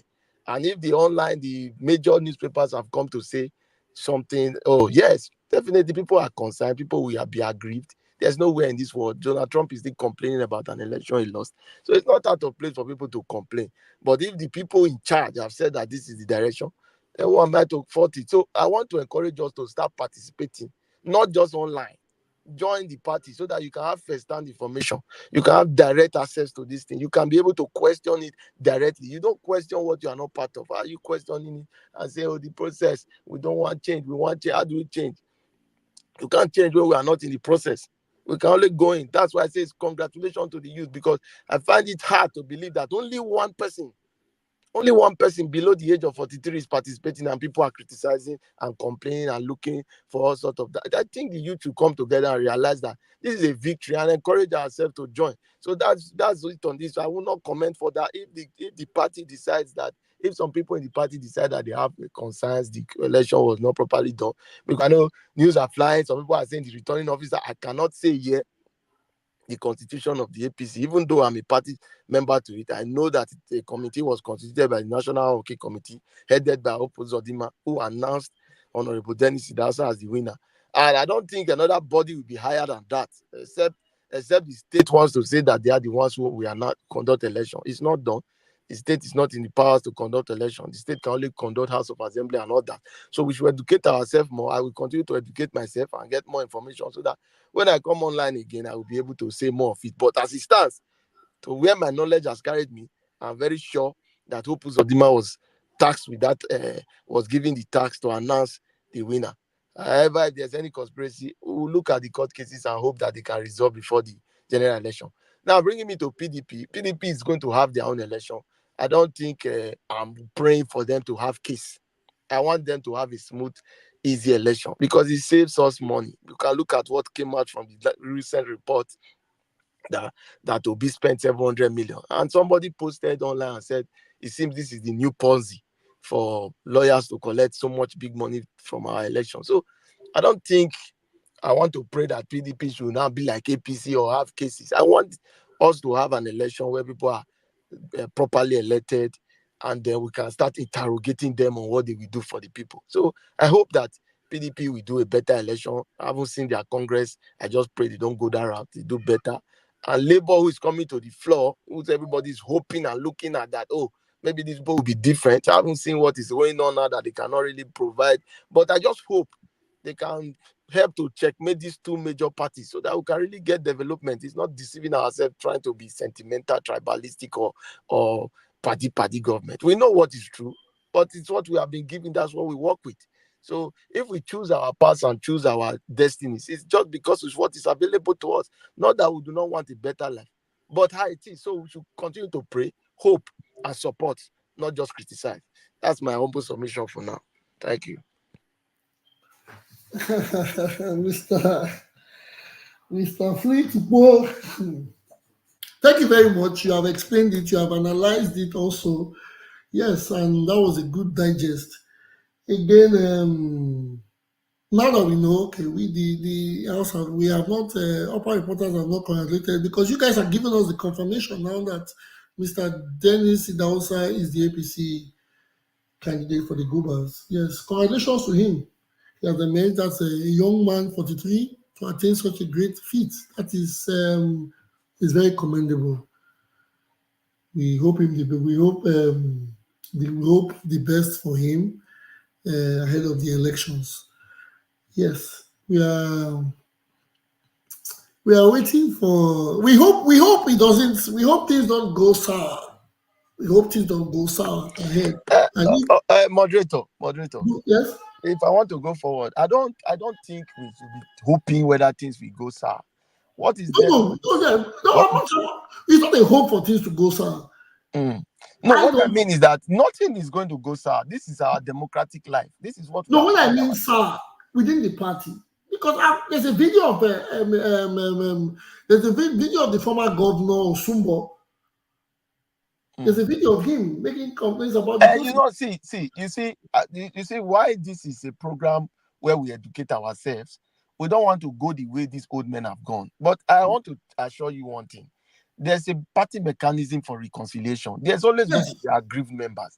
But the yes, party already created it because they have faith. They have an on-site or vision that there will be crisis or people will be aggrieved. We have diverse opinion, diverse beliefs, but we know our elections, definitely some results are falsified. Even the people who falsify, who are crying falsification of results, might even have falsified from their own strength, so it is normal that people will complain, people will, but that's why there's a mechanism. If it fails, if the party mechanism for reconciliation fails, then you have the right to seek redress in court. If it fails in court, then you have your personal opinion to choose another party if the ideology of this party becomes to fall yes, against yes. your own. So Very, very there's good. no need for us to always think it's chaos. I want to assure you that our democratic process have really grown compared to the Compared to what 19. Oshomole did in the last political election, in the last Well, general well, elections, I right? don't, I don't want to even use Oshomole compared to the one I was privy to in 1999 and 2003, where we had to just carry the ballot There out. were no elections then. There were no elections. Exactly. So exactly. So Factual I, with I remember ourselves. I remember my friend Audi. When My friend, Obasanjo-led government never yes, had I remember elections. They I were remember skipping my elections. yes, I remember my friend Audi, who is one of my co-moderators here. His father was a commissioner there of Agric. I remember him vividly. We did all these things. We were part and parcel of all this. So we know what is going on. We know that there's progress in our democratic life. We must commend Seriously. it. Because of the advancement of technology, it made it very easy for this thing to approach us. We were not prepared for it. Technology has made the democratic process or the processes for election very, very easy for everybody to see the errors. So, but we must continue to pray, like Zokume said. It's a work in progress. So I want to tell Mr. Audi that he should not be discouraged. He knows how it was. So he should not be discouraged. His father was part of Lucky's government. Lucky was a very good governor. So these are all things we must continue to push forward Are and you see. firing shots at Mr. Odiano, sir? Don't No, mind no, that. no, Don't no, no, mind, no, please. no, no, no, Firing shots? no. At least you're What I'm trying disappointing to twice. what I'm trying to say is that Mr. Odiano said is very much conversant with the processes we have gone through. Because the education is very important. Is when you are talking to a man without experience, then you find problem explaining. But when you are talking to people who have seen these processes, who have known that so I understand the standpoint from where Odiano is coming. He believed that we should have gone better than this, having come from that era. But I want to assure you that it's a work in progress. The youths are taking over. Let us join hands. Let us, with this our knowledge and idea and exposure we have gathered, let us build a new nation for our people. Let us make Edo great Tupo, again. That's it. Tupo, Thank you. Tupo, may I ask you some question? Tupo, may I ask you some question? Say that computer age we day now, and I like the way you defend. At least everybody want peace, nobody want chaos. But if I have time, I've played it live for you from channels, and they say there's crisis in APC. that they have two candidates. Who is the actual candidate? We know, we not fit deny them, we not fit hide from them. But now damage control everybody do right now. Are you not saying this process that just passed right now is the best so far we ever got? The rascality, the stubbornness and the madness of Oshomole. Well, moderator, I will not want to use the word the stubbornness and madness of Oshomole because you have not seen Oshomole's hand in this. Now, everybody has Hold on. I can play the video for you. No, hold on now. Calm down. Just hold on. Relax. Let's play the video for him. Please let him speak. Please. Okay. Let him speak. See, you know why I say this? When you play a video of a man accusing another man. You didn't play a video of the man's hands in the pudding. So we must be careful when we say things. If I come to TV now and say, this is the work of Obaseki has done this, Obaseki has done that. It is just me trying to just defend the character of Obaseki. I saw Oshomole made the statement and openly pledged his support for Dennis or Idahosa. If somebody comes and tell me that Dennis Oshomole wasn't supporting Dennis, I will tell you it's a lie. He said it with his mouth. But at my age, I will not use what another man is accusing another man to judge another man. That is why I say when you use the word, the madness and rascality of Oshomole, I will beg to differ because I don't understand. I have not seen his madness. Oshomole was in a donut as at the time of the election. The result was announced in Edo South. The distance from Edo North to Edo South, there's no plane. So I'm very sure that he could not have gotten to Edo South within that time to have concluded this. So maybe we know these things are perpetrated by humans. Everybody is these elections are perpetrated by humans. I would not say, let me go by your question, that this is the best that has happened in Edo. We saw an election that brought Obaseki in 2016, a very free and fair election where over 7 candidates contested to Dubu came second. We saw a presidential election that brought Bola Ahmed Tinubu in the same APC. So in this case, we have seen that Edo people are very vibrant. Edo people, they are thinking, we are looking, this is a new government in place. So hold on. Sorry. This is the part I disagree with you. Don't put Edo into Oshomole's mess.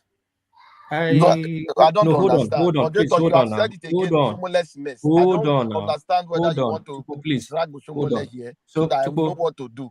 Because you cannot keep attacking Oshomole when Oshomole has not even congratulated the candidate. Oshomole, you don't have a video of Oshomole talking anything. So why are you saying his mess? Is Dennis Idahosa not capable enough to run for the governorship ticket? Why would you say it's Oshomole's mess? Is Dennis Idahosa not responding? I pause you. Hold on. When I say hold on, please hold on. Move, forget conversation. Please. No, but you just said Oshomole's mess now. Yeah, just hold on. Hold on. Hold on. It's not wrong choice of word. I just pause you. Please, if I say hold on, please hold on. So we'll get conversation. Right? I will mute you now so that me and you get conversation. First of all, Oshomole is none of us fathers. He's a public figure and I can call him anything. You have a right to defend him if you want to, but don't take offense if I'm speaking to Oshomole. It's wrong what you're doing. Now, Oshomole action is action inside the people. We can say that. We can fight it in court. If any good lawyer take it up, you have a case. I don't say he's going to win. His statement, he said it publicly from the order from above. Dennis Idahosa is we are voting for. Not say he. He didn't say he individually. Say we. Now we saw videos where talks were attacking returning officer. We saw the chairman of the state party making an announcement. Are we going to throw that into the dustbin because Opozoduma made a statement? We have to be fair. We have a candidate. We agree. Can I come in? Hold on, please. Hold on. You come in. I'll let you come in. We have to speak to that process. This is the problem we have. We already have a candidate. Yes, if they go sort it out in court, that's their own cup of tea.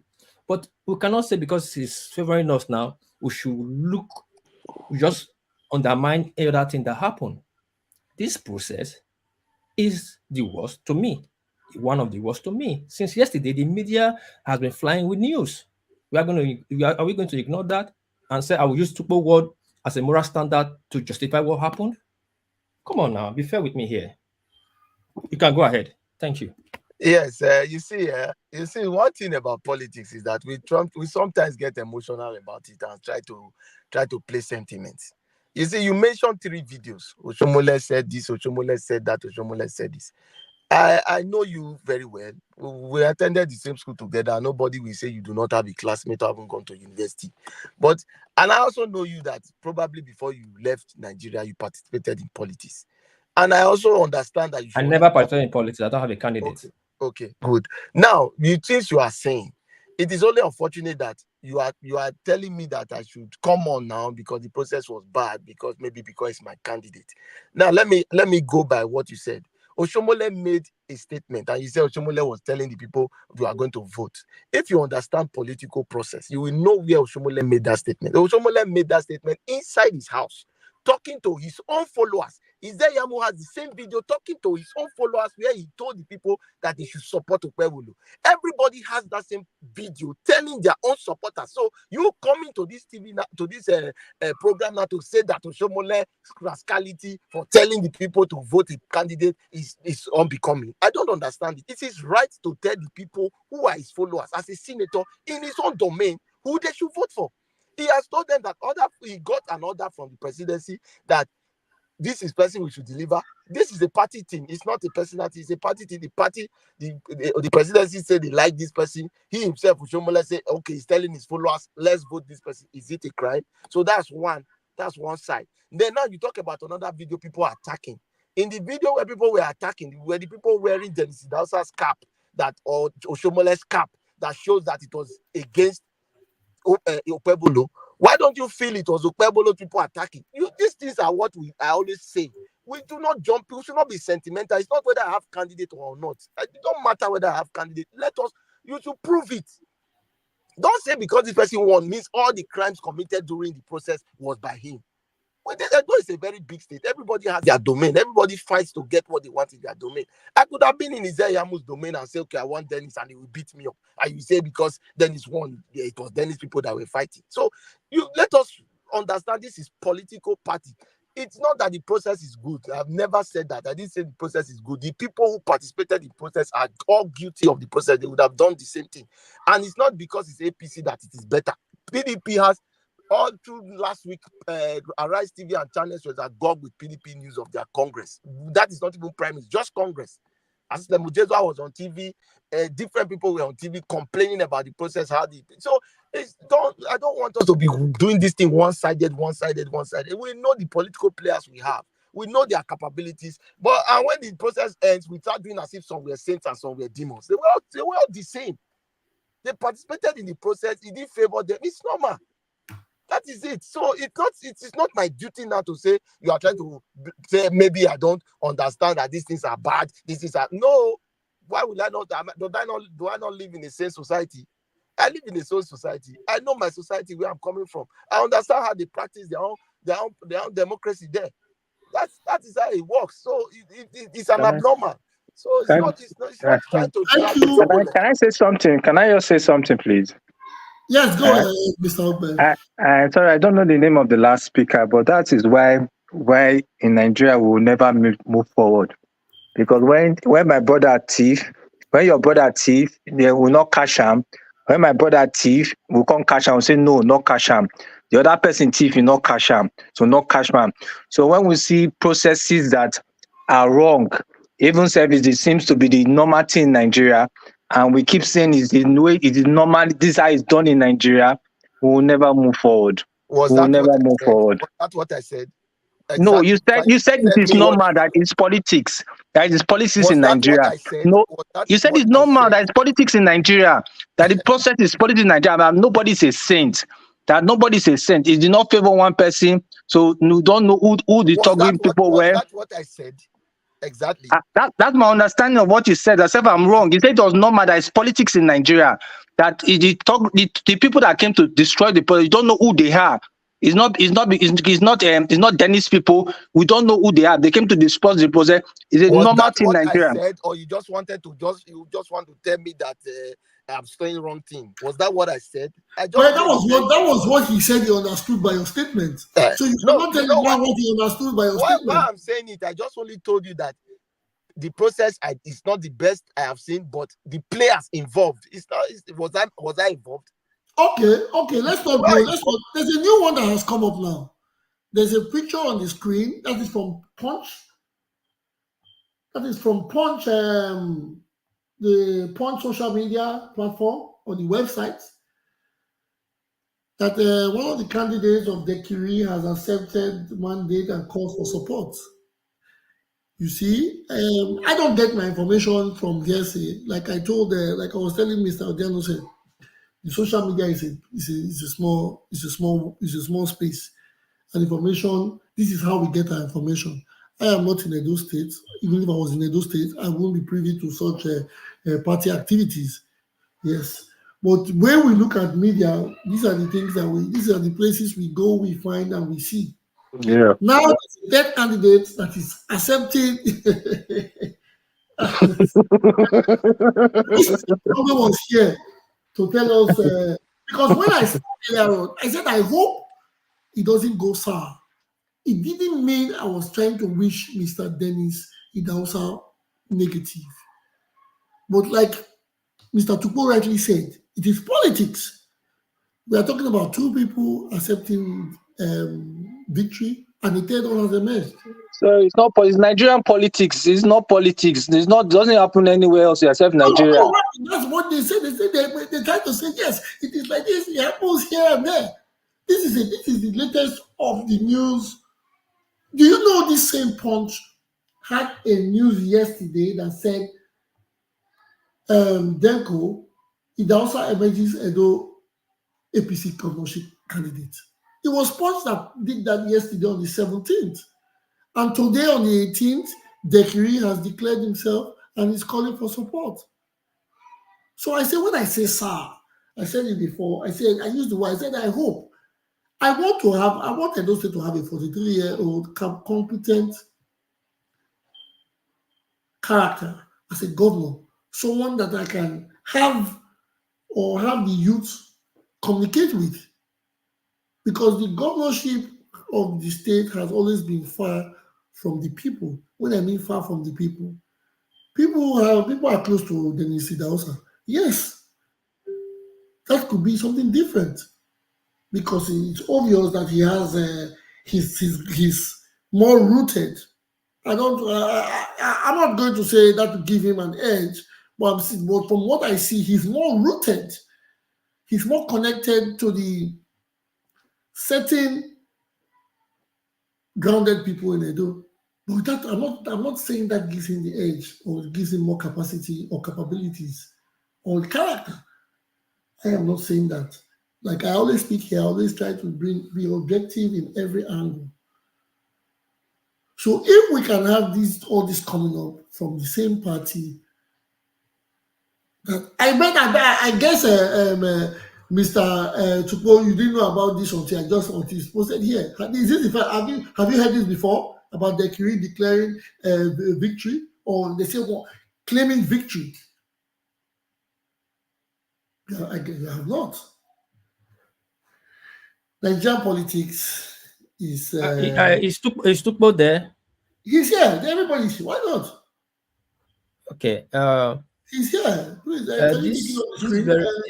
this very much, and I'll be waiting. I try to point out to him just now when he take my message. Maybe probably if he said the attack with Tromole. Yeah, I'm not getting any party. I'm not getting any candidate. But I speak to the process, and be objective about the process, how it be. Now, what we see, we'll talk about. Now, this is another one now coming up. Now, like I said before, if a good lawyer take that case to court, he might have a shot. Do we always need to bring our judiciary into this year? Because the judiciary now see a big I call it a big meat at the end of every election. It kills the institution.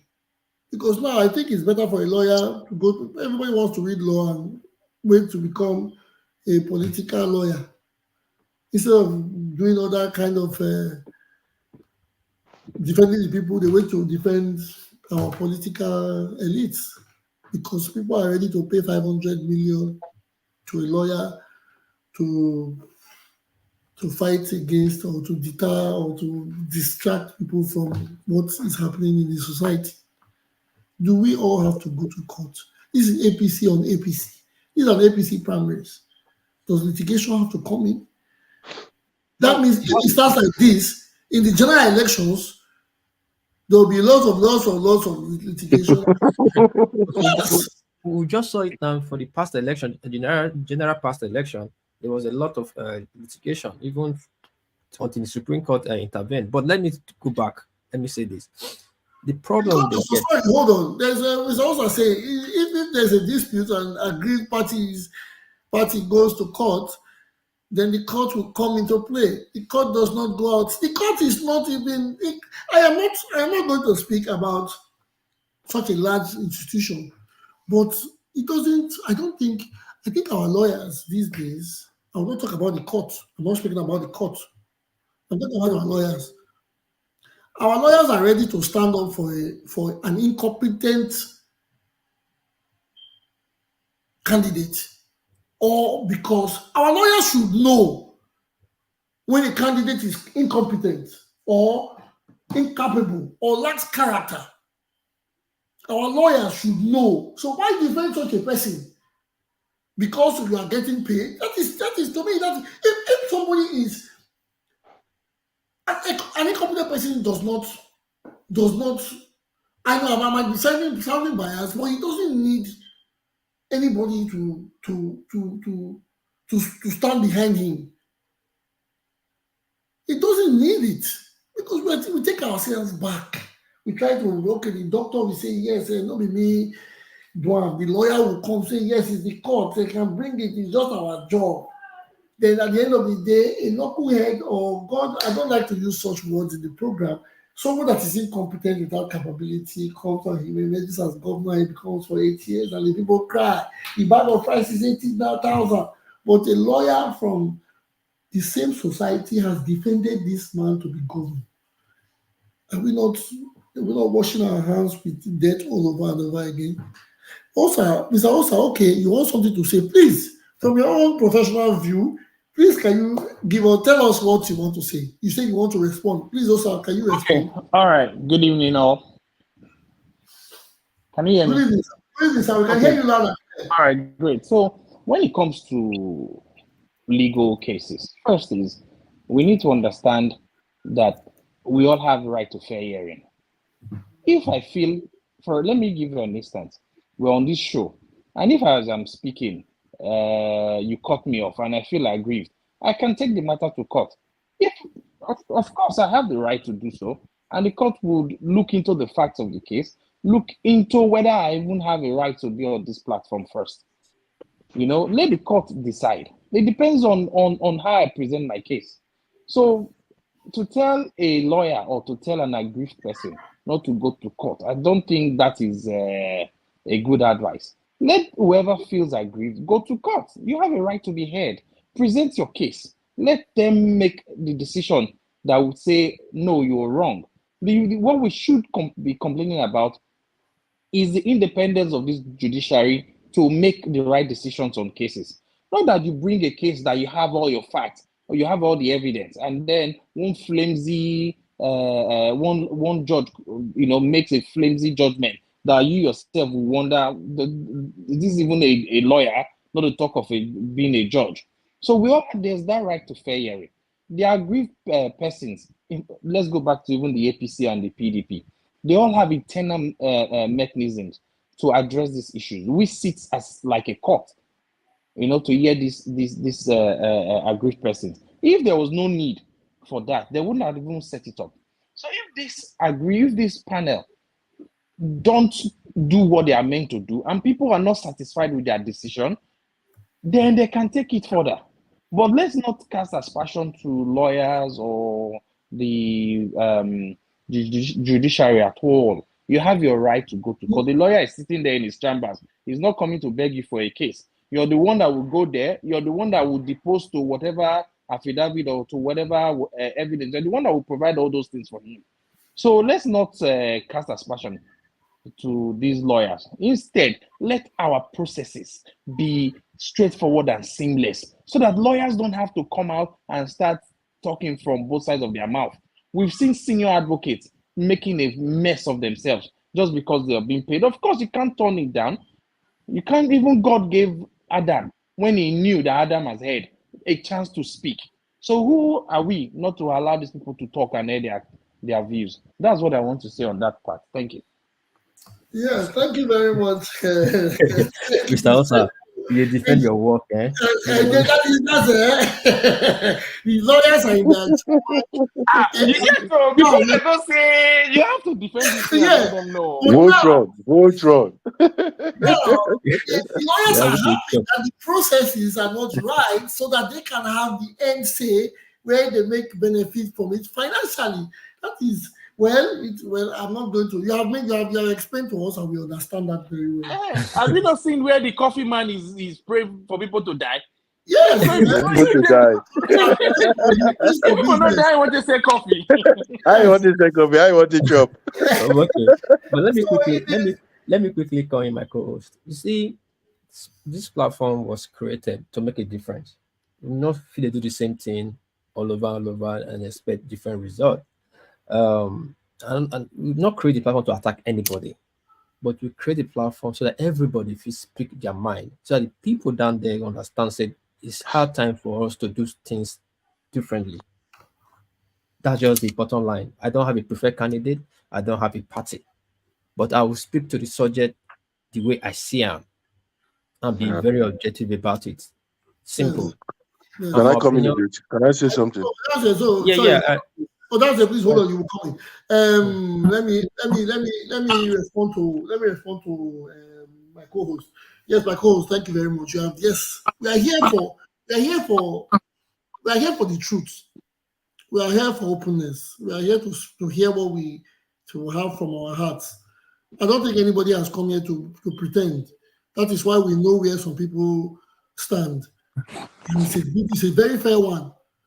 For us as co-hosts, moderators, I try not to be, even if I would always have somebody I would want to support, but I try as much as possible to bring out the story or the information and make it plain. But again, everybody cannot be like me. Some people get sentimental. Some people, if you tell them PDP is a rubbish party, we want to get sentimental about it. Same for APC, same for... Some people don't like when they talk about Peter Obi. It's not like Peter Obi is their personal friend. So if you want to get under their skin, you speak about Peter Obi. Some people get angry when others insult the president of Nigeria. So we understand those things. But this show here is for everybody to be open. Name calling should not be allowed or accepted. They can do that on social media or in other programs. But we are brothers here, or brothers and sisters, because we have some sisters on the line watching too. So we would not want to be disrespectful. Where we are from, we don't. If they say, if the media says the madman, the media, I'm quoting the media, for instance, the media says the madman Atiku does this. It doesn't mean we have to say Atiku is a madman. We don't have to go with their trend. So somebody like people say, no, Oshomole is being political. He's doing his thing. So he can impose, he can make suggestions or ideas. We are just here to dissect what we see. That is why I always say we bring what we see online to the table. We are not there. We are not party faithfuls. We are not, our names are not on the ballot. We just bring it from where we see it to the house. Welcome, Timmy. You're a bit late. 2 hours. Okay, Timmy has gone again. Please, you're a bit quiet. Are you going to confirm from your? I know Dano said. Are you going to confirm from your constituents about the Dekiri mandate? Dano said you have the floor. Timmy, welcome. Okay. Dano said you have the floor. Okay, yeah. In regards, yeah, like watching Flynn talk before. Yeah, we know the way our politics be before. But the fact is that we should be progressing, not always status quo. So that's why I still feel I agree with Flynn in many ways. We get to start to the practice party politics, because the only way you can make change is by, it's not on the ballot, it's in the party, the selection of the candidates.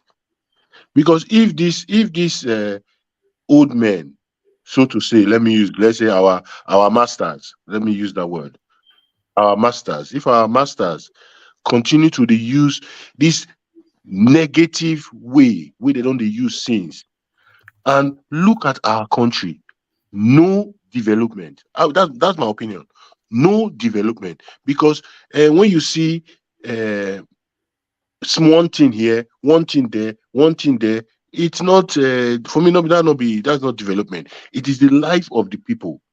That's where you see development. And when we see our representatives, so to say, how they act. Example, look at our senators, look at our House of Reps. In my opinion, personally, I don't have any regard, personally, of any elected official, because I think they are they all they do is, pardon me to use the word, all they do is steal the people's resources without giving it back to the people. So how can I respect somebody that calls himself a senator, and I don't see the dividend, I don't see anything he does for his people? How can I respect a governor when I see the roads in the state are bad? How will I respect you, who is supporting this governor, because he's giving you kickbacks, because you have some money? Why will I respect you when you see development going south and you don't say a word? So I think when people start to use some words, especially in our Nigerian politics, yeah, we try to be, but the anger, when you see the state of the country, you will be forced to use a word that on a normal day you will not want to use. So I think we should try and encourage because if you are a card carry member, you pay your dues in a party, you have the right to vote. So we should be encouraging our people to practice party politics, because if not, in 20 years we'll still be thinking of, had I known, had I known, had I known, had I known. If we be like this, so if it's been 20 years we don't have light. Imagine why in 2024 we don't have steady light, and we have senators, and we see the budgets the government brings out, the money they call, but we have representatives, they do nothing. And how That's why I believe in electing new people every 4 years. I'd rather elect somebody that has never held any elected position than elect somebody that was a senator that did nothing, and I will not vote him as my governor. For what? That means I've not learned. So I think for us to change, we cannot be. Change is not giving. If you want something, you take it. So yeah, I understand when you say we should be mindful, but sometimes the emotions they take over people, that because our people are not we know they use logic, and our emotions they act, so they go take over you, and you start uh, getting agitated because of the situation. Well, okay. Thank you, Daniel, sir. Flynn has something to say. He has something to. He has probably to my question. He wants to respond. Flynn, are you there? Yes, I'm here. I'm in a noisy environment, so I'll just make it brief. So, Okay. yeah, I heard the speakers talk, and I heard the moderator also talk. So, but there's one thing I want to ask. If we want to make progress, because everybody's talking, we need to change. We cannot just keep doing the same thing over and over again. It was very easy for everybody to say it. I want to ask a question. How come it's only one person less than 50 years that is in the ballot in Edo State with the amount of educated youth we have? We should ask ourselves that question. What Why did you are we say? on social media boasting and complaining? No, Why how is it long? that it's only one person that is less than 50 years that is on the ballot? Why? Why? Is it not sad that this generation, as many as we are, as vibrant, as intelligent as we are, we only have one person that is less than 50 contesting? That will be the change. We should change. Because even we think it's about money, we think it's about getting wealth. No. Any of us who is vibrant, who is in the political space, who understands what we stand for, can get this ticket and we will still put our weight behind the person. But when we don't do it, we should not complain. That's it. We should not. Okay, So, are you done? Are yes, you done? I'm done. Okay, when you say good, I understand. I understand your. Let me see if I can correct that. Yes, you can say less than 50. If I am correct, Dr. Dorin, Aki and Neni. Aki is not 50. Aki is more than 50, and Dr. Dory has left the race. No, I'm just saying. Wait, relax now. Relax. Aki never reach 50. How you say Aki is more than 50? Aki could be more than 50. I'm not saying, but he has not 50 and he has not invited us. Then, okay, doctor. Okay, even if Odiano said, can you please call Aki into this program? Let him confirm his age. Then how other names to call? I know they accuse Aki of football age, Abi. Now you they do so that football age. What about Mr. Obedi? Did you not grow up with Aki? I know Aki's senior brothers. I know the one Yes, who's senior to me. I dey try calculate. Yes, Obedi, is he above 50? it should be. Why should he be? No, Obede Yama is almost the same age with Osago where you are. I think they are less than 50. Yeah, like they should be 49. Yes, They will be 50 this year. 50 this year. Yama is not 50. 50 this year. They are not on 50 the this ballot. year. They are not on 50 the this year. ballot. Yes, no. Listen, let us be. Yes, I don't understand, Mr. Flynn. I like that information you have passed across, but let us still try to expand and extend. You might not like her. Almost a day is less than 50. I believe Obedi is less than 50. Who is that? Dr. Dory. Flynn is a party man. Dr. Dory is not in the race. He has withdrawn from the race. Yes, we are talking of people who bought expression of interest form and also bought form. Not people who just posted poster. Kazim Otono posted, he has a poster, he was in the race. Many of us who are less than 50 are in the race. The ones that bought form that we can categorically come to this program and say, oh, we decided to go for this. Who bought form? You want me to go on my stand? The ones that have political positions that can pay 50 million and gamble with it, right? Well, some forms are 50, some are 30. Wherever they bought the form. So because because a House of Rep member can close his eyes to buy a form for 100 million, you think okay, Dorin did not do. He did exactly what Mr. Odiano said when he said that we need to join this party. If we had a whole lot of young men, rather than being on Twitter complaining, being in the party and hold the party to ransom and say our ticket must be sold, or we'll move to a new party and sell our ticket for 5 million. Then we will change the narrative. They'll tell you to yes. That's what I mean. Yes. See, they will tell you to move. They will tell you to your face to move. Point of correction, sir. Somebody that did not buy ticket cannot say step down. Step down from what? From his aspiration. Thank you, my brother. It's not even in the race. It's not in the race, sir. What are you stepping down from? You're never in the race. No, I'm not saying these people were bold enough to even show their faces. Even if I know some of those postcards we saw on social media, some of them were fake. Because at some point we laughed about it, and I said, please, I told someone, please don't use my picture. I don't want to post pictures on social media so they will go and make my, because there were pictures flying around. I got a picture. Sorry, moderator. I got a picture, a poster that carried Hamilton there. I forwarded it to Mr. Hamilton. I forwarded it to Mr. Hamilton, and he told me that it was his younger brother that put him in the race. People will take your picture.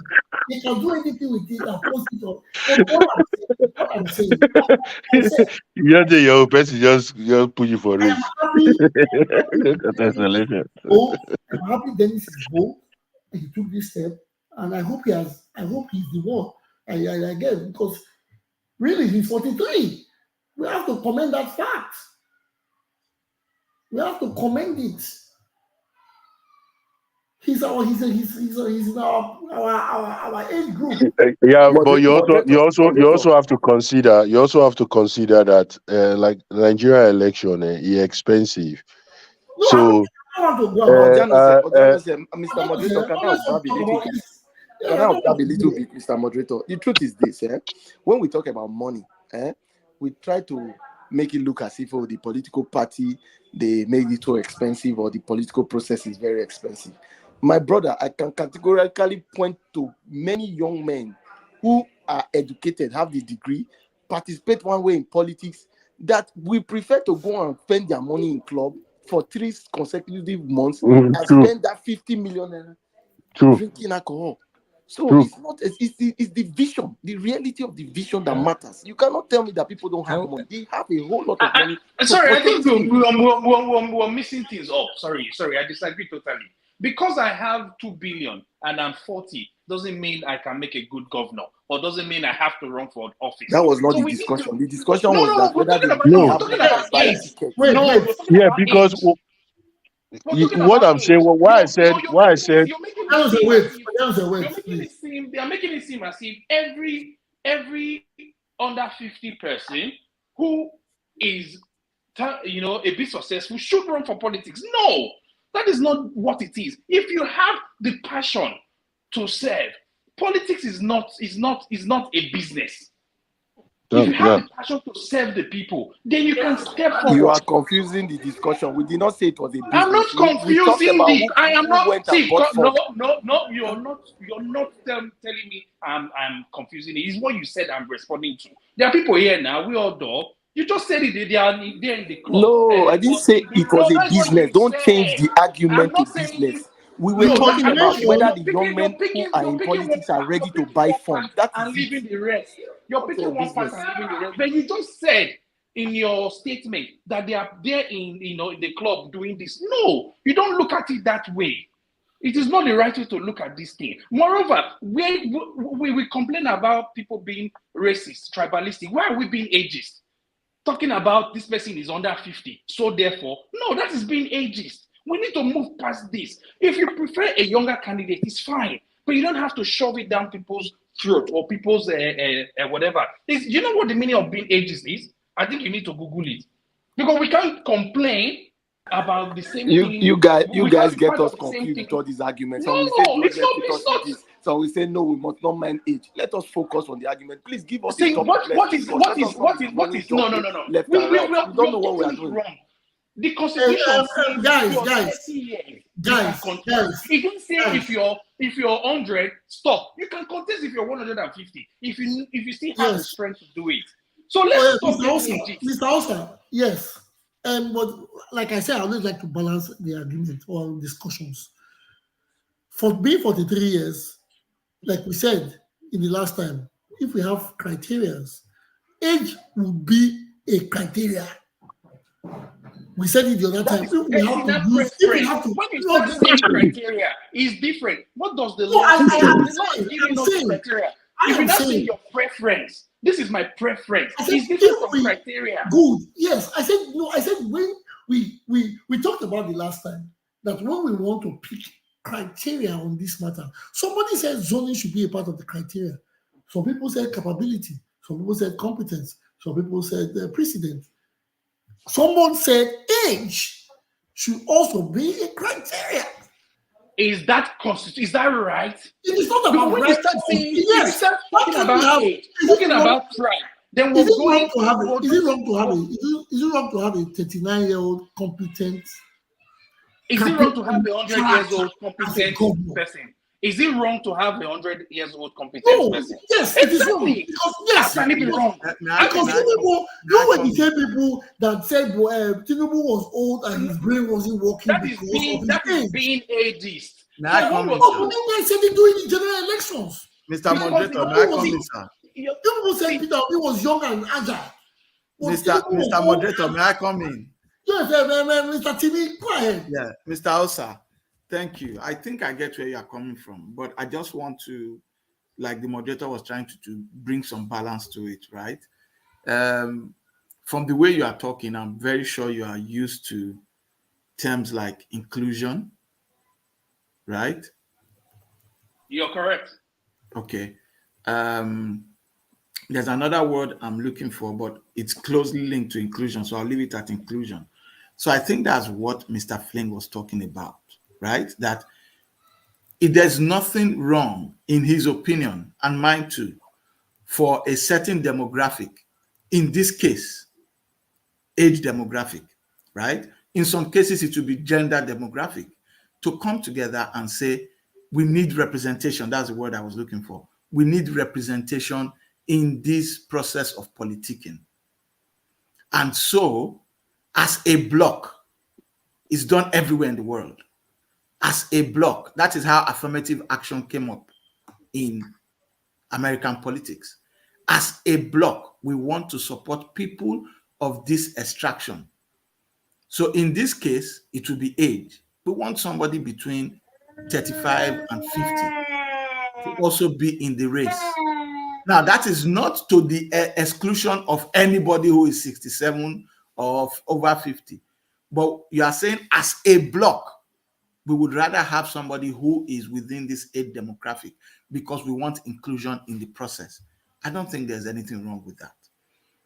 And I don't think we should conflate issues to now mean that if somebody says, let's mobilize around this ideal, then that means that automatically they are trying to exclude others. Right? I think if we look at that balance, then we'll understand each other better. And I think when he alluded to the fact that some people would go and spend that much money in clubs, what he was trying to say was that this is money that you can put together. If really, like you said, passion, if really you have identified somebody within that age demographic who has the passion, who has the capacity, who has the competence and the character. And look, I may not be able to bring myself out because I know that I may not have the capacity for it. But this lady, this guy has come out. Let's mobilize around this person. If they cannot buy the form, even if the party says the form is 100 million, and so far, only those who have stolen, who happen to be people who are in their 50s or 60s, are able to buy it. Let's all pull together those funds that you are using to buy 5 million naira bouquet of flower on Valentine's Day. You are taking 4 million from it and you are putting into that pool for this purpose, for this cause. There's nothing wrong with it. But what you are speaking to is, it cannot just be age. Those other boxes need to be ticked.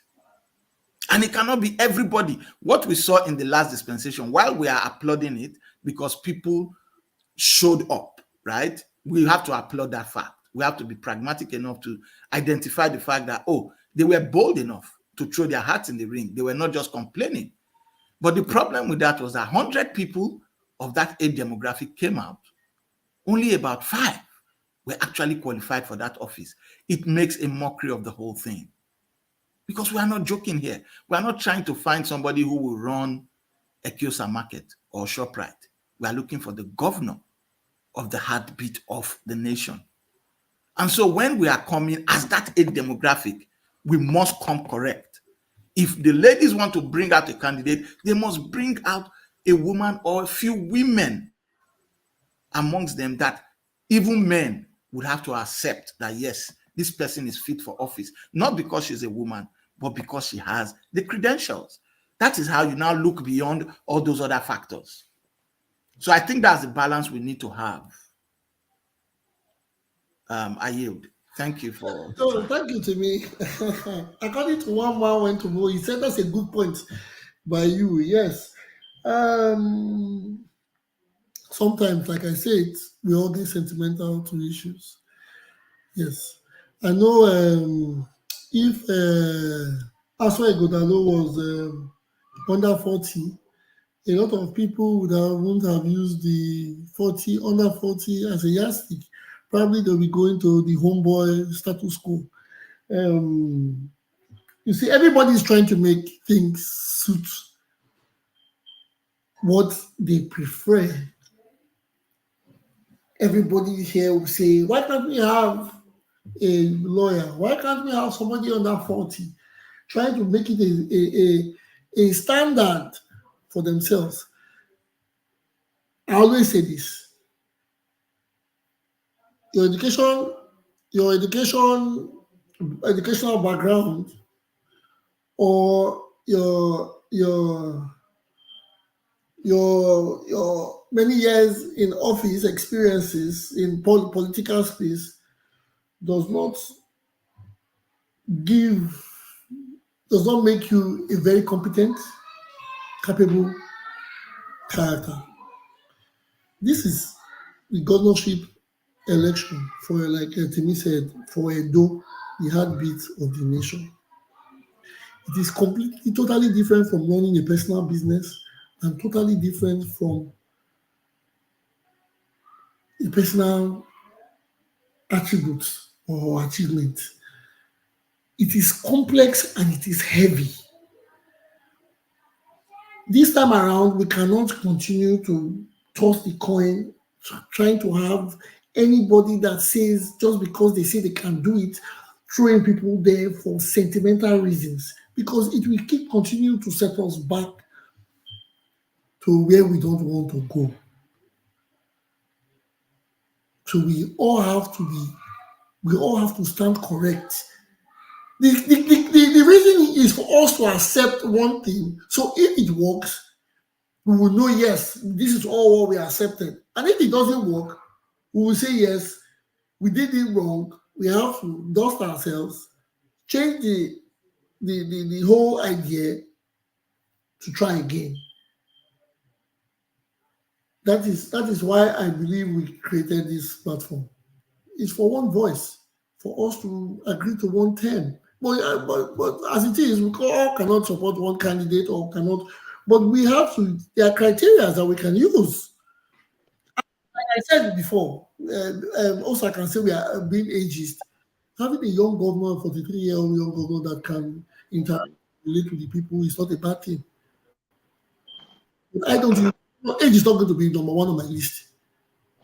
On my list, I'm just speaking for myself. On my list, it's not going to be age. I want capacity. I want competence, which is the highest.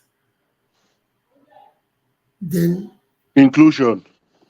Inclusion is inclusion.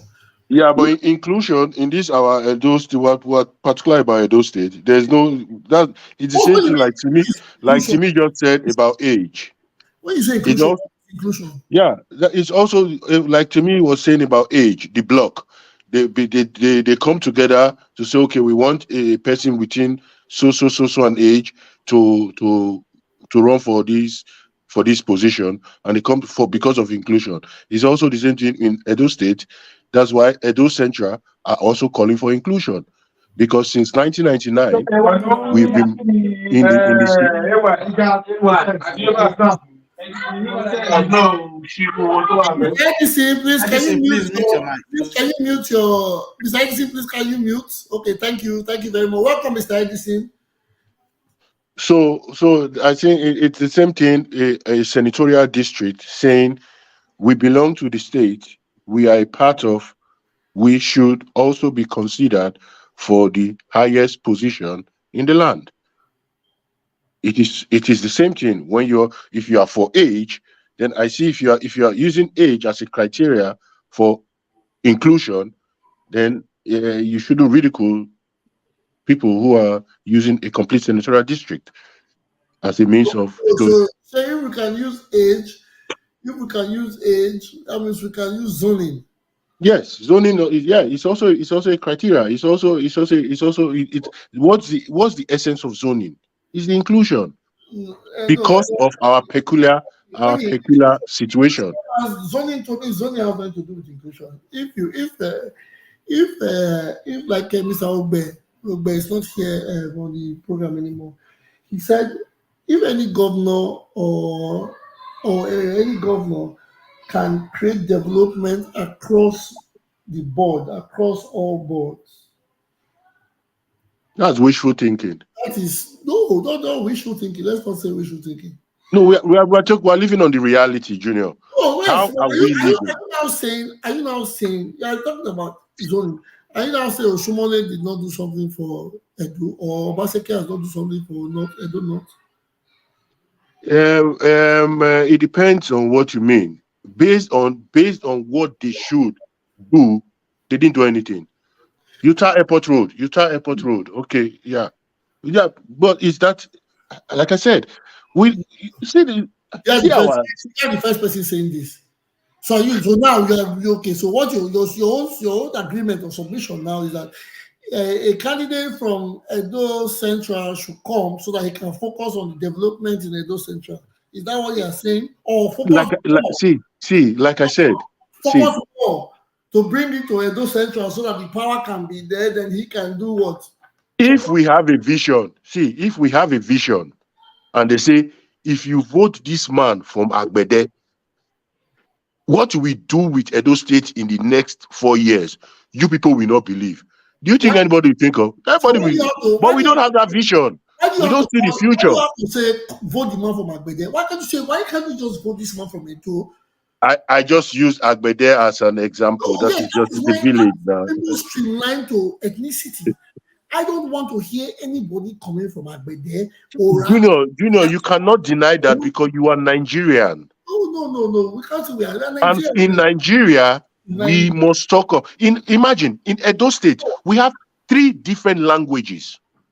3 different languages. We have more than 3. No, I would say they are dialects. Languages, more called the Benin, Isha, and the Afema, and there you have some dialects mixture. Like in Esa, the way the Ekpoma speaks is different from the way the Iroa man or the Uromi man speaks. But we have 3 different languages, and we're talking about age as a criteria for inclusion, and a particular. It's just like Nigeria as a whole. You want to see when the Eastern Nigeria, if they are wrong for agitating for being president. Why should they are not competent. There's no competent. Why should the Eastern Nigeria agitate? You say South, they say North and South. If the Eastern Nigeria agitates, when did the rich Benin man thought to be president? Niger Delta, I don't get that. Because no, Nigeria is in a larger society. Niger Delta, I don't get them now. Niger Delta, I don't get them.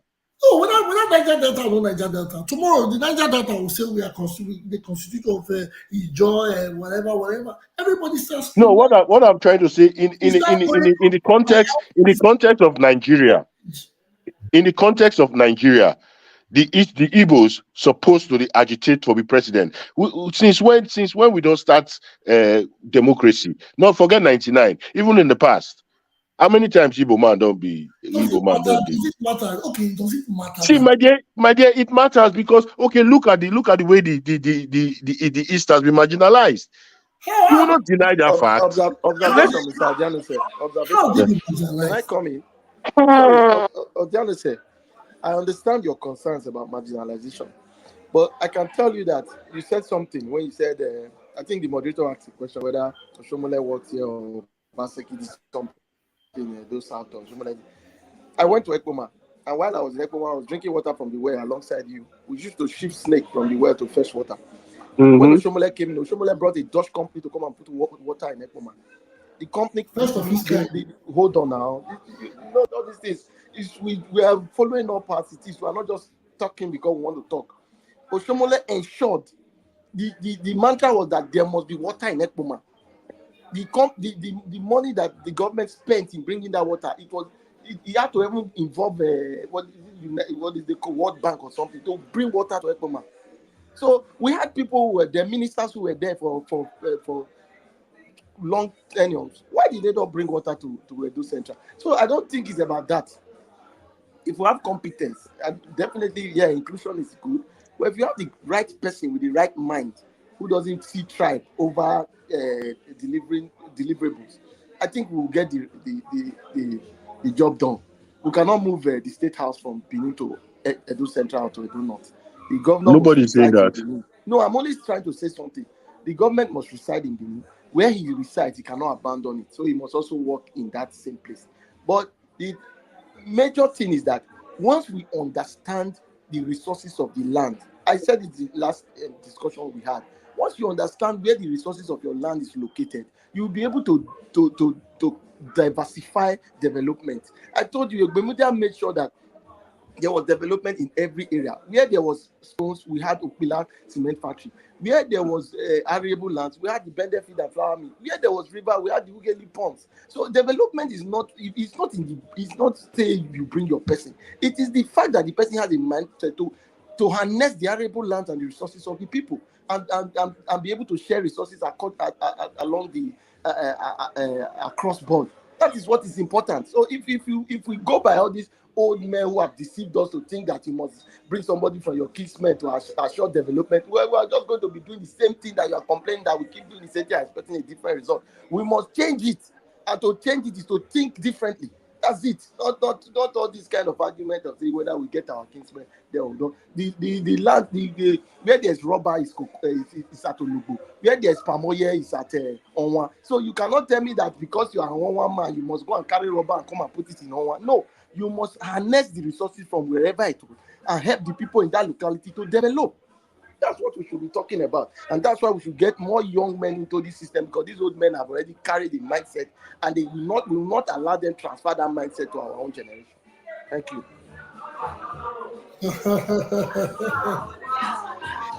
You sound like a okay. Moderator, Osa's hand is up. Yes, I know. Osa, we have Osa and Timmy. They have had their hands up. So, Osa, please, the floor is yours. Yeah, mine is just brief. I just want us to be very careful when we start doing this inclusion thing. Because when we start with this inclusion thing, there is no end to it. Most of us, yes, it's true. There's no end, because that's where the female gender will come up and say, my gender has never been governor. We want it. That's where the disabled will come up. You know, most of us who've lived abroad for a while, we know how we got to right now. We don't even know if it's female or male because of inclusion. You have to include. So we have to be very careful with this inclusion in Edo State. And I think such things probably starts from this sort of conversation. Tomorrow, oh, we don't want the old. You don't know. We will be old tomorrow, and we'll still have the passion to serve. Where would that leave us? So we have to be very careful with this inclusion thing. That's all I wanted to say. Thank you. Yes, thank you. When we say inclusion, let me Timmy, you are next. So, but just hold on. Yes, we're talking about inclusion. But when I say inclusion, I like to know the balances of that inclusion. If we are old tomorrow, and yes, you want to be in politics, you're not going to say because I said this or that 10 years ago, or I didn't have the money, or I wasn't in the party, or all that. All we ask for you, you guys are mixing things up. We're talking about capacity, competence, and character. As yet, you know, that is you. Some persons here have never no, mentioned. you cannot just come out tomorrow and say, let them bring any man because he says so.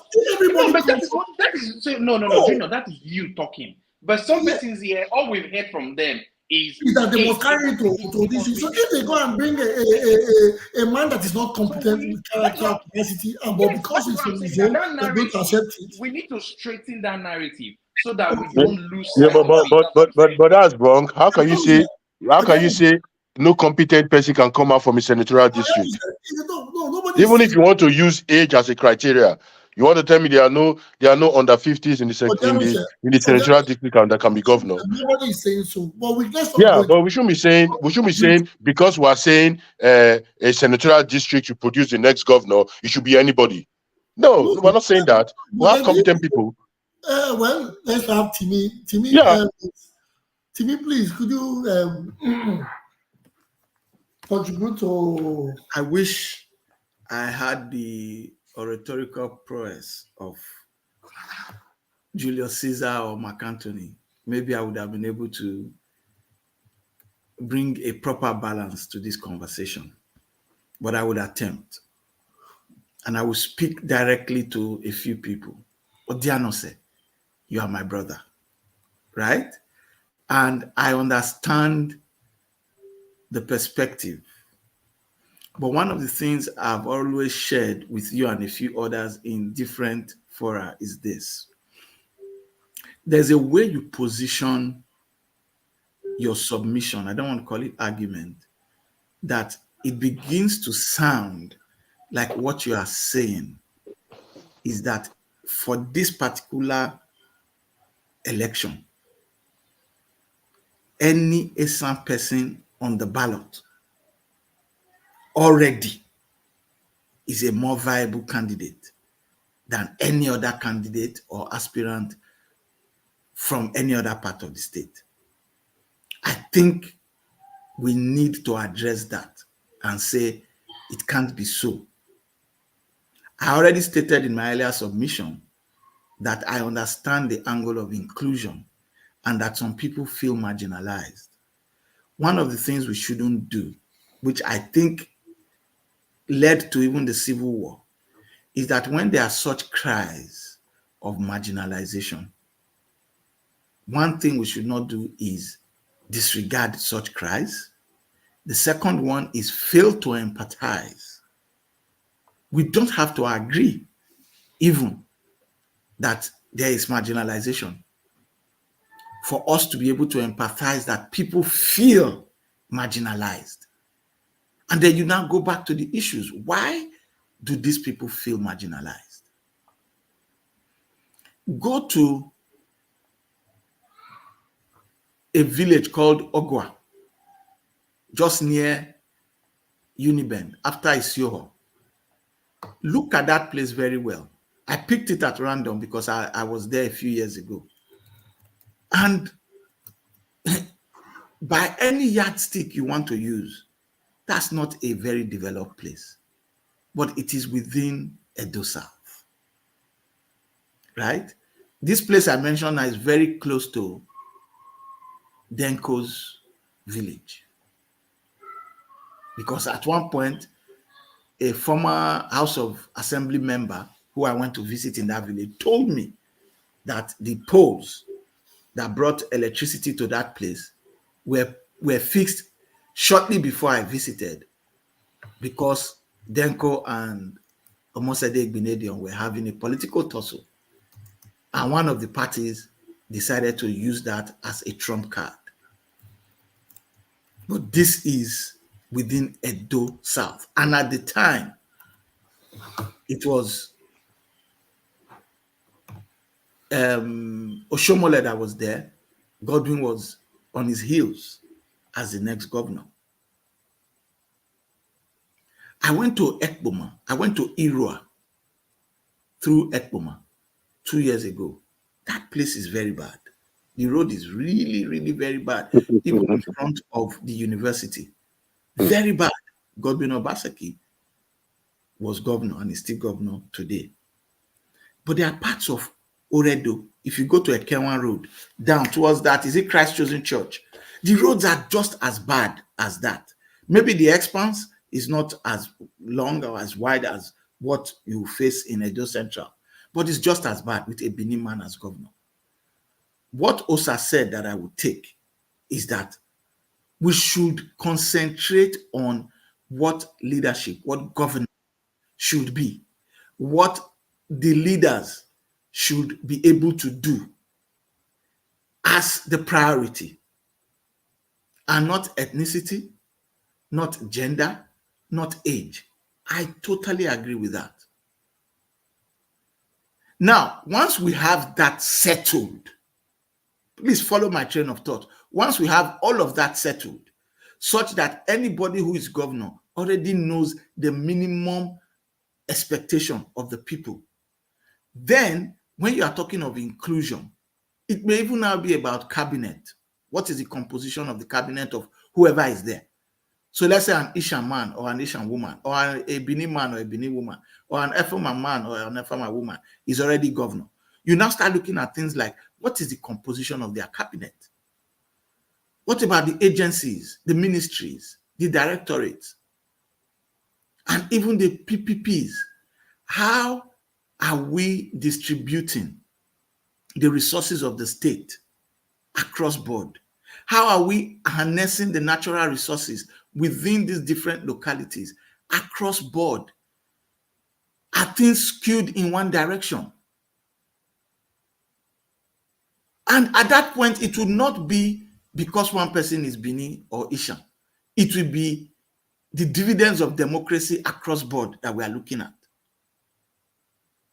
And by the time we have that, I dare say that this issue of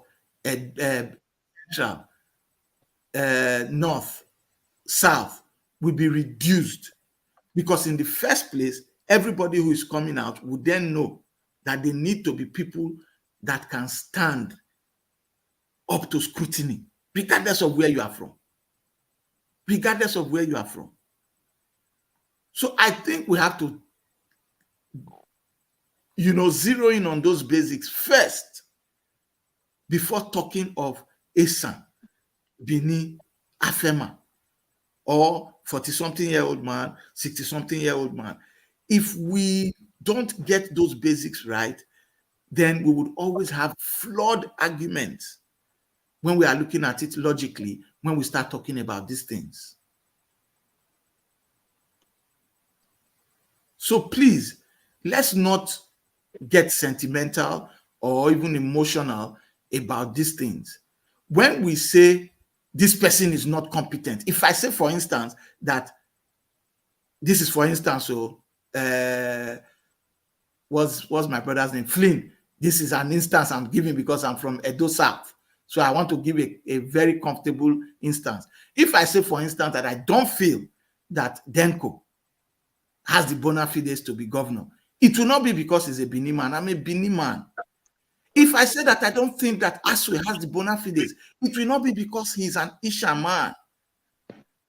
My first criteria cannot be where the person is from, or how old he is, or how old she is, or that is a man or a woman. If that is the case, then I don't even have any local standing in the conversation we are trying to have. I will leave it at that for now, so that I don't also conflict issues myself.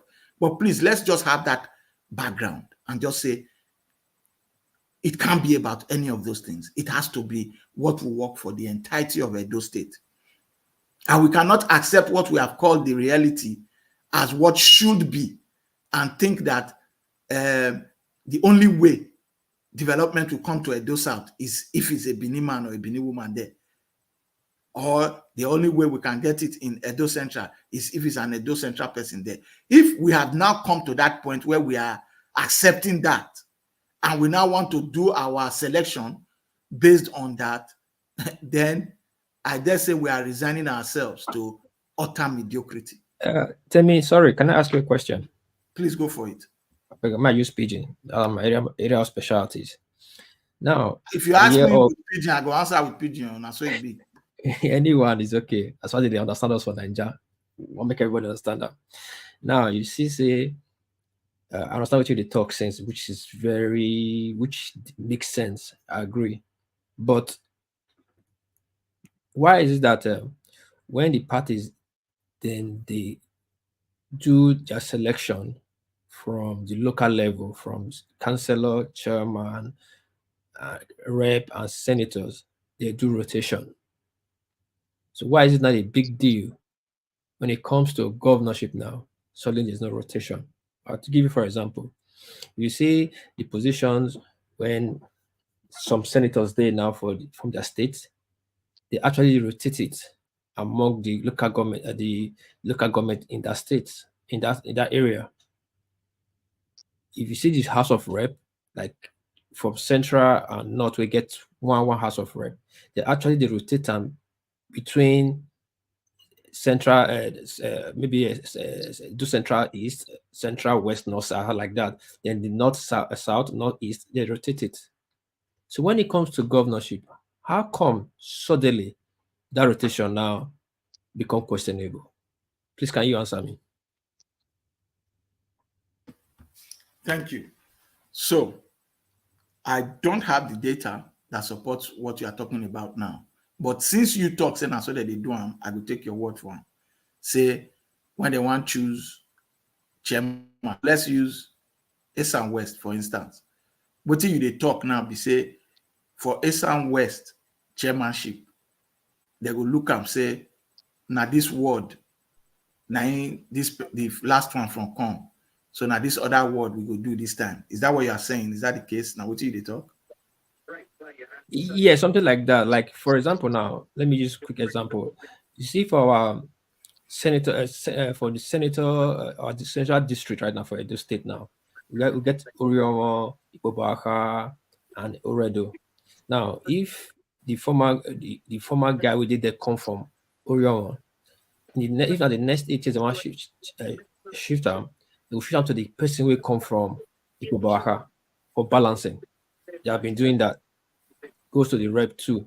You understand? They shift it among the local government inside that place so that it goes to balance. Almost all the party they do have since. But how Okay. come when it comes to the governorship now, they know the passes that rotation? Okay, awesome. So if that are the case, then that question we have to pose to the party leaders to say why when you reach governorship, una no one come for the party or for the individual party. Because remember, for PDP, for instance, now central person, now it be like say they go give, right? And it seems like say they get on written agreement saying that so it will be okay. Then I one party, but APC now don't do their own. I not get the current update, but at least from what we don't hear, now Dennis Idausa, I hear say Okbebolo, one other faction also announcing, but it seems like the official one now Dennis Idausa. If that is the case, then APC no zona to Edo Central. Now, my own personal point be say, and remember our last conversation, I don't tell you my preference. My preference now for Edo Central, based on this issue of inclusion, based on this issue of people feeling marginalized, and if not for anything, for both political and sociological expediency, we also allow them, because there's no justification to say una the clamor and we get people where they from of that extraction. Because that's another thing when the party will tell you. If the party feel proof to me, say, yes, we for like make Edo Central person come. But for the canvas where we depend on top, we not get Edo Central candidate where they viable enough, where we go take what the other party they win. Because remember, the political party ultimately wants to win. What they want to do not be today politically correct in terms of inclusion.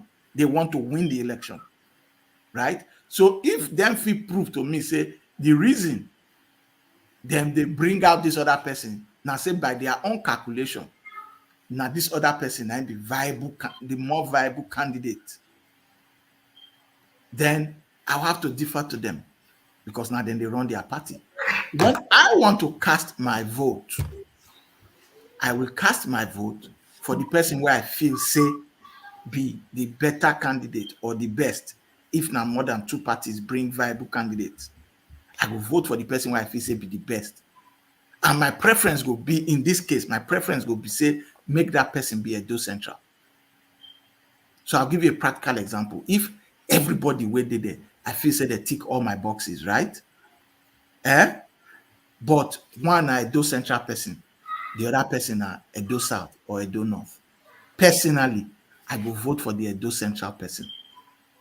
Now, if not 3 candidates, but one will come from Edo North, now I believe say get all the leadership credentials and also get the empathy for the people, will make me believe say if this guy enter there, he not go concentrate on Edo North. He go meet in manifesto promises. I go vote for that person. If na Edo South person be that person for my mind, I go vote for that person. But what I'm telling you is that if it comes to say they don't tick all the boxes, just like they recruit, all of us they recruit for our organization now. People don't do head to head. You can't look at them again and say, okay, so what would I do? This guy plays golf. And the people where I want make it go market to, now people where they golf course. This other person will have a steeper learning curve. I go take this guy because the door is already open. But when I design the job specs for that particular role, I not put on there say the person must be a golfer. And I'm not saying once you're a golfer, you have gotten the job. I don't know if you get my train of thought. Yes, I just yes. So I what I understand. don't want us to do is to say, oh, and any candidate will be Edo Central must be governor because now Edo Central from come. That's not inclusion. That's you trying to bully everybody, the electorate, to vote according to your preference. It's not democracy. It's not even leadership. Thank you. I must tell you, there is no guarantee. I will say it boldly. There is no guarantee that any Nigerian politician is going to develop a part of the state or country simply because that is where they come from. It was saying so some parts of Nigeria for don't develop finish. Now the north for Nigeria for better past London. If not that consideration, really they happen. These guys, when they get there, they no longer have tribes. They no longer have even religious denomination. They become one tribe in plutocracy. Now we here, they deceive ourselves. I said it the other time. I said it earlier. When they want to share this money, it's billions they call, not the religion or ethnicity. Well, to me, thank you for your contribution. Back to what my host was trying to say, or what he was saying. There's something I heard some months back before all this. I think it was over a year ago when we were talking about. We had a discussion. I was I was somewhere and they were having these general discussions, and they were saying yes that Edo State governorship should be zoned to Edo Central. And somebody in that gathering said yes. His uncle was from Wohimi, and the candidate is that it's the turn of Wohimi to have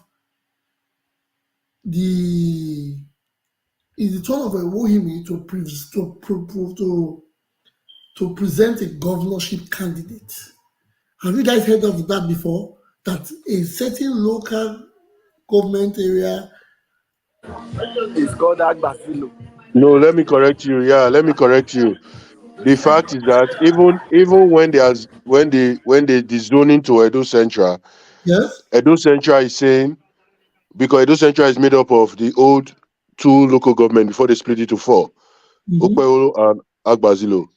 Ali and Osumbo, they were from Okpeo, and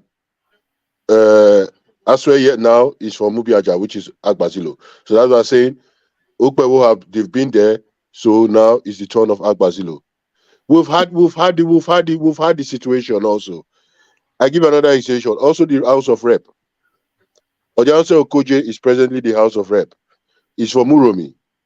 And the guy from PDP, Uromi said it was the turn of Uromi because Ebakota, the rotation with the Ebakota. Now you see Obaseki was imposing the incumbent. And they say, okay, we will vote the Uromi person regardless of the party. And they voted on the answer. So when we're talking about zoning, it's well, like I always say, I understand everybody. I understand we are trying to maybe compare our democracy to the West, but we are not, and we are a different people. That is why this issue of rotation in government is, yes, it's PDP. It's more with the PDP. If you look at Delta State now, no one region they bring governor from Ibori. Look as they come. If Ishekiri bring Urobo, Ika, it's rotation because they know they are different people. So it's not about, we understand. It doesn't mean if the man comes from your district, he will develop or turn your district to high heavens. No, it's just inclusion Just you. Observation or the other side. Yeah. Can I observe you? I believe I will be echoing because I'm in the toilet. I'm in a party right now. So bear with me. Now, let me quickly tweak something. You see, because we have lost faith, doesn't mean that faith no longer exists. You see, what we are mistaking here, that's why we keep dwelling on PDP, APC struggling to have them zone parties, is because we feel we do not have credible candidates. If I want to go by history, when Oshomole came to Edo State, he didn't come on the platform of AMPP and PDP as another. Oh, sorry. No. He didn't come on that platform because they He were came on it. viable. He came on He came labor. on ACN. Hold on. He came on labor. And when when Yeah. AC saw it that he was very viable, very credible, they brought him onto their platform and gave him the ticket. Same thing Peter Obi did. Peter Obi was in PDP. Labor, very weak. No, not existence. Definitely not a regional party. But saw that Peter Obi was very viable. Took Peter Obi on and used it to challenge the ticket. Same thing with Kwakwanso.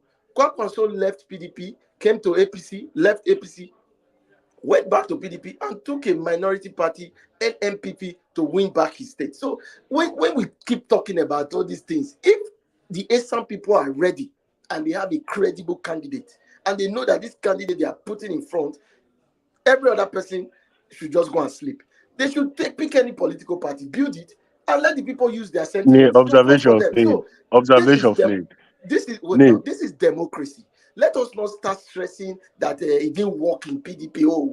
No, people have done it. It's not. I'm not quoting what is not existence. I'm quoting what is factual. If the people really believe that it's the town of Edo Central, I don't think whatever political party they are coming with, the people will not vote. So if you people have credible candidate in the Edo Central, because I know that there was a consensus for the Edo Central people, which they now brought ASUEN. So suddenly there's other candidates. But if you people really believe that you people have been marginalized, I saw what happened in the East. The full East rally around Peter Obi, irrespective of anything, they voted for Peter Obi. Very clear. They made a statement. So you people should go to a party, put the person there, and make a statement. That is it. Not joining everybody to drag in the same pot and expecting that they must how can you say? How can you say we should? How can you say we should form a party? I didn't say form a party. I didn't say get a candidate. Get your candidate. This is what we call this is marginalization we're talking about. What is the marginalization we're talking about? And you are just echoing it. I just gave you a leeway to getting this thing. We are ready to vote each and person now. The thing is that you people have to find a party because these platforms are not ready to give you people your candidate. So get a platform that will give you build both parties. We build both parties. We're part of the building of both parties. So why are we now going to look for another party PDP when we already have existing parties? The PDP, in the person of Chief Tony Anoni, may so rest in peace, is the one being accused of using Agbazilo versus Woimi. I don't know how the name is. He's the one they are accusing that he has been bringing people from Agbazilo or wherever they are bringing the people from. So I don't think the problem is. Why is dead and his name should not even be mentioned anymore. Why won't his name be mentioned? I didn't say anything wrong about him now. I just he has a political legacy, and they said he's just making references. Don't you talk of Martin Luther King? You didn't know that many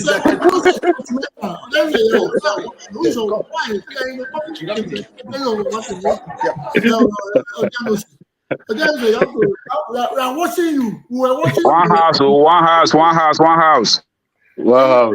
Anyway, please, my co-host. Before I go further, I know we don't have much time, but I would love Coco and Jacko to quickly give their summation before I say what I want to say. I know it's a very hot topic, but Janice, I can agree with you to a certain point, a certain level, because PDP is the central. I think is their central is their stronghold. Asian people are from this strong for PDP, and Asian people are still in APC. Now, one thing I will agree with Mr. Flynn for. Me, I cannot be a hypocrite. What can I say? What I will not say in your front, I won't say in your back. My only grievances I have with the man from the north is the process. They already produced Dennis and Fine, but it's the process. I can speak about the past now because it's the past. Now, one thing I agree with Flay for is this: the central should not play the politics of entitlement. It's democracy. In democracy, you build bridges, you align, you make promises. That's just it. You don't play politics of entitlement. You saw it in Peter Obi. It's my turn. It's supposed to be me. No. Now, see what you said about Delta. Sheriff came from the super minority, Isoko. But regardless, he built bridges, he aligned, he made promises. Robostown stood with him seriously and strongly. So that is what we're supposed to be talking about, or supposed to be doing, or supposed to be practicing. But anyway, let me let Coco, sorry, I didn't call you Coco. This is Japan State too. Coco, please give us your quick intake before I go to Jacko, because I want everybody's voice. Thank you. Bless I will find you for calling me Coco. You know buy petrol for our gas station. Where? I agree the house, and sorry I come late. I usually come for church now. I come late, so I don't really meet up with anything. But since I don't really meet up with a lot of things when I talk, I'll just eat to the next person. Might just be the listener for today. Thank you so much. Thank you. Nice one. Jacko. Yeah, my brother, I agree the full house. Okay, thank you. This matter we talk so about they give Dennis I get the ticket. Some people they come back against it and they get the ticket, and some people feel they angry, say now they're supposed to get the ticket. How you see the matter? Go ahead, thank you. One thing I would say about Dennis emerging as the primary, the official candidate of APC. Even of I watched it on Shyness. Model Beolo also declaring himself said he's the rightful candidate, so like that. So what I will say here is that Edo State, what I see in Edo State, we are not really one. We are not really one people, because if you check our brothers from the central, they are, should I say, they're not the, I use pidgin, they're not the, should I say, they don't think say will be one. The way me the reason to me, because why I say our brothers for central, because like my mom is from Obiaja, precisely Emu, my mother, they go Ishan well 24/7 when I reach Nigeria. But I can't notice one thing, say, when I come Europe here, I come Western country, I can't notice, say, but for a do there, I don't know many things. But when I come Europe side, I can't find out, say, we not be one at all. We are just different people. That's why we are in the same state. We are just different people. Because when I use that language, say we'll be different people, until we solve this issue of one, until we solve the issue of different people. After we accept, say we'll be one. Before you feel say this power rotation will go around like that. One, the central they don't want to play politics of let's play together. Like if you check PDP from 1999 come to this present day of PDP are always be with central. This problem where we the face for those things now, this issue of say the power not go rotate. We know how the way Oshemolete come in from ACN like that in win election. Osumbo we are there after court decision. Osumbo left. So if you check all those process, the real party where central gets now PDP. So PDP now the Obasaki they showcase ASUEN IGHODALO. But what I learned about ASUEN IGHODALO, why I not too fancy ASUEN IGHODALO as a candidate of, I don't call an ASAN candidate, I call an central candidate, because all of them say they support her. So, but I see Ashley Ojezo, I see the complaint say, go green. So what I see there is that apart from just 2-3 years now, I not know ASUEN like that. So for somebody like me, I will be the last person to say I will support ASUEN because I never know anything about him. There's no contribution, no one thing where you feel point to for those students say, now what ASUEN do with this, we take contribute to this thing. So for me, I not feel, for my own side, I not feel trust somebody where I not to understand. Now, person where I know now, if you say I will support. So why I say we not be one until we stay together, we stay as one, say we be one family, one state. Then this power will go around. So if you watch APC, strong Ishan people not to the APC apart from Modokbelo. And Modokbelo is just 2 years in APC. It's not up to 3 years in APC. So you check the balance of this power. So APC not just carry their zoning, say, okay, we give central. All the next say they want give central to put them into, draw them into the party. They must play the role. Say, okay, we want to be part of this party. So Modokwe will just 2 to 3 years now in the party. So tell me one big strong party man from APC, from Central that is in APC apart from Osareme Osumbo. There's no other person there, you know. So why I say we need to, I don't know whether na federal, whether na our royal fathers, Moma, Oba of Benin, they should sit together. We iron this thing out once and for all. Because without this oneness, we not stay as one. Like me now, I be pure Benin, my partner Ero, I'm from Ero Palace, I'm partly Palace, partly Ishan. My mom is from Mekpoma, Ubiaja and Emu. So you see, I don't feel John Benin, I don't feel John Isha. So you see, they pay me say Isha never rule for more since 1999. They pay me, you know, because I know what I'll do when I go school that year where I did small. I enjoy at least small, you know. So if they pay me say thing this time, Isha man never rule. They pay me. But if I still check out for my other say okay, I be Edo South and Edo Central, I did in between now. See, I did blame my own family, my mom family side now from Edo Central. See, they not play their politics well. Why? Because they pack all of the, like say, all the big way in Ishaland, they PDP. Now, the few ones, they don't reach 10 where they APC. So if you should give, APC should give the ticket to Edo Central. Just know say that election is gone, it's finished. There's no way they will win that election. And APC want to win. They are stay out of government since 8 years now. So they are not in government for more than 8 years now. So they want to win. They want the force because they're bringing in Denisi Dausa. They think with the from the vote from the south and the vote from the north, they will emerge. But if you should check the vote coming from the central, it's not much. That's why I say we will sit together on round table. Our royal fathers sit down. They only see us say, okay, the next election, the political party should zone it. I not say the ones that they award them, but they must come out say we want it. So when you lock yourself inside house, person nothing come knock your door, can't give you food chop. So you must come and go work before you get food chop. So that's what it still be for this politics. So they must come out say we want to be part of the state. PDP, APC, Labour, all of them did. So at this issue of this government rotation come now. So all the whole party go get advantage. Okay, if I zoom it Edo Central, Edo South will vote for them. If I don't know, will vote for them.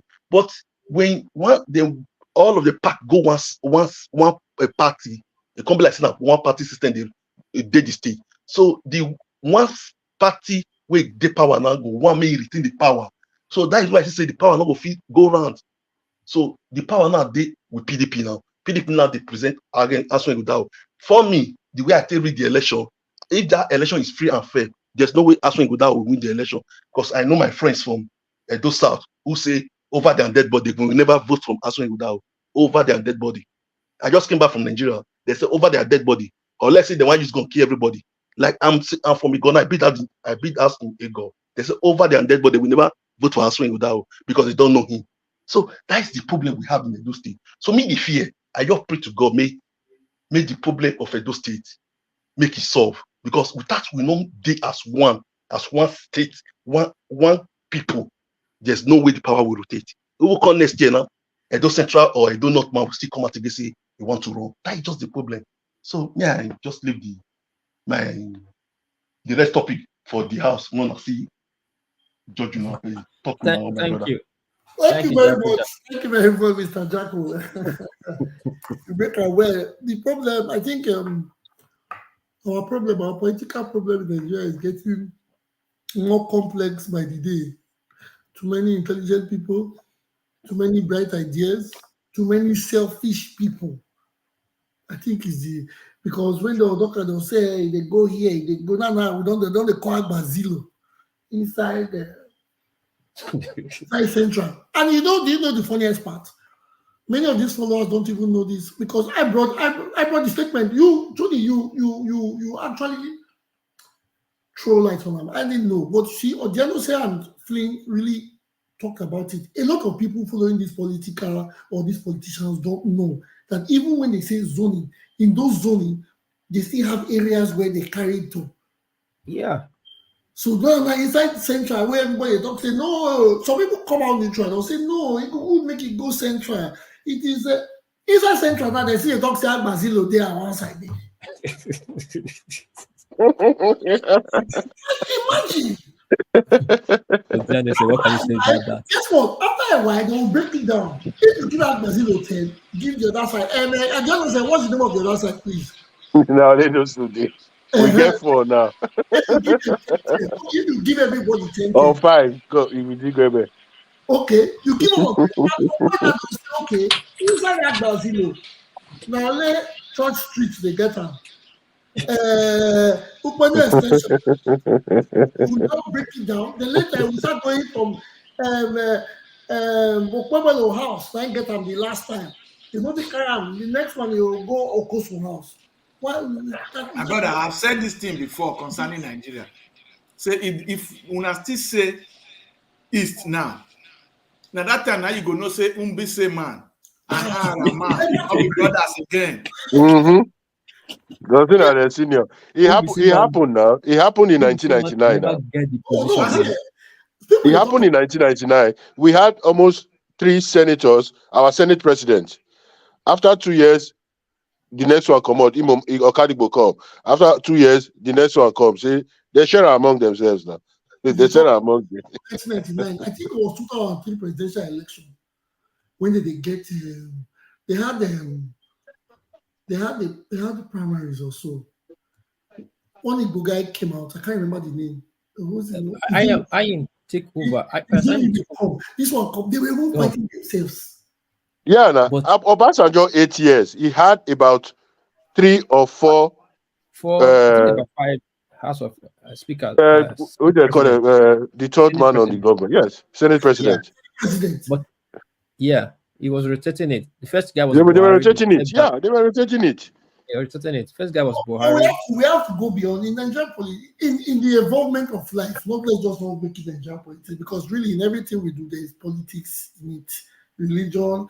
General, even at the platform now, they say they have 2 co-hosts after politics, and then go tell me. Junior, you know it. They say no, activists. You're talking about Falana, in the form Falana, the co-host. Let me put it right. That is politics a day. But we have to evolve. We have to meet. To make it easier for us, we have to set the bar high. If you don't reach that place, they are disqualified automatically. You don't reach. I'm not meaning you don't reach in a disrespectful way.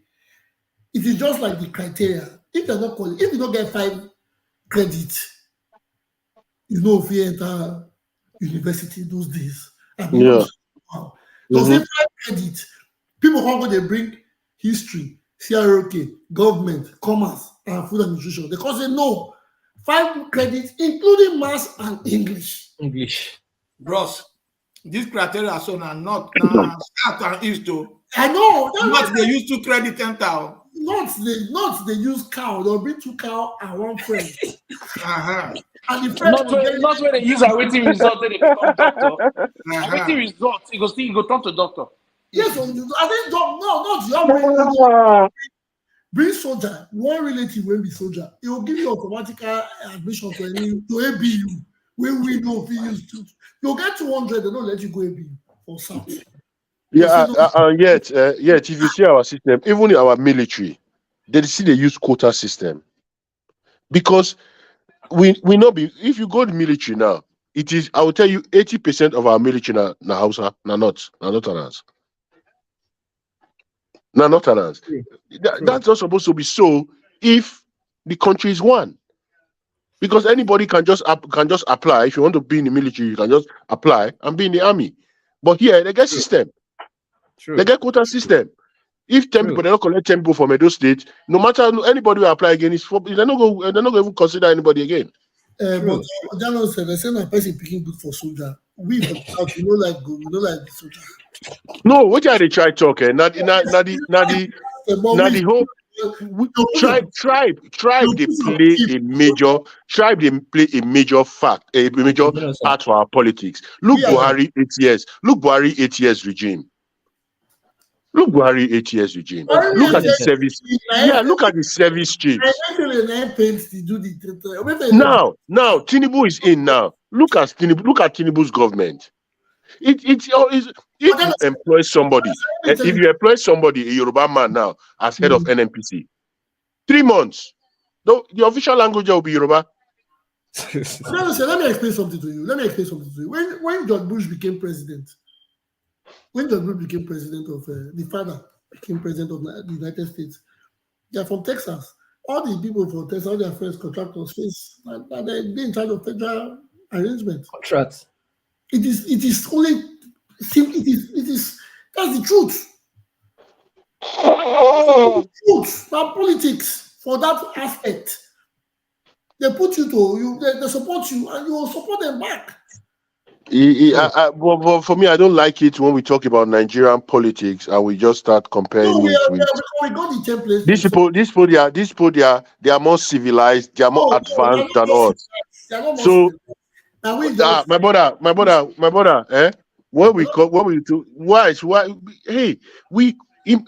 I don't know how to explain them. 2024, we not get light. Then you want to compare our governance to a civilized society. So a civilized society has light. We don't get light, so that zoning. We don't get water. We don't get road. No security. Okay, when I say excuse me. When I say civilized, actually in this matter that I say person the vex. Okay, imagine this insurgency. People they use drones till they go, till they fight, till they discover. They watch and they use drones. Are you saying our military not get that intelligence to go about all those things? Odiano said, make I explain something. I'm not saying I'm not defending our government. I'm not defending our government. They say the government they are the same with the people. You talk of insurgents, we like to talk of insurgents. They don't say insurgents. The madness in Edo State in the last 3-4 months, that's not been insurgents. But tell me, what do you mean insurgents? Say they'll go one village or this, they say they go bomb they kill. Yeah, you're right. Meaning, broad daylight. People that we know, people that we have heard of, people that we have seen. Even if say sometimes they affect our direct families. Our people family. Turn a lot of children to fatherless, and you say no be insurgents. Now the irresponsibility of the government. It happened for Bonu, Okaya, and for social media. But it is our Bini. It is our Edo. It happened for Bini, Ekoma, Auchi everywhere. What is it? Oh, we are more interested in zoning. Yeah, true. So, true. That one will be topic of another day because that's a different topic. I'm not trying to tell you because some people like in terms of enlightened self-interest, your own points where you make just now point where go against zoning.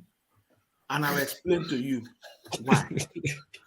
As a Benin man now, you want convince me, say, if Isha man enter there, all the structures where we get for ground now, where by your own logic, now Benin people now inside those structures, right?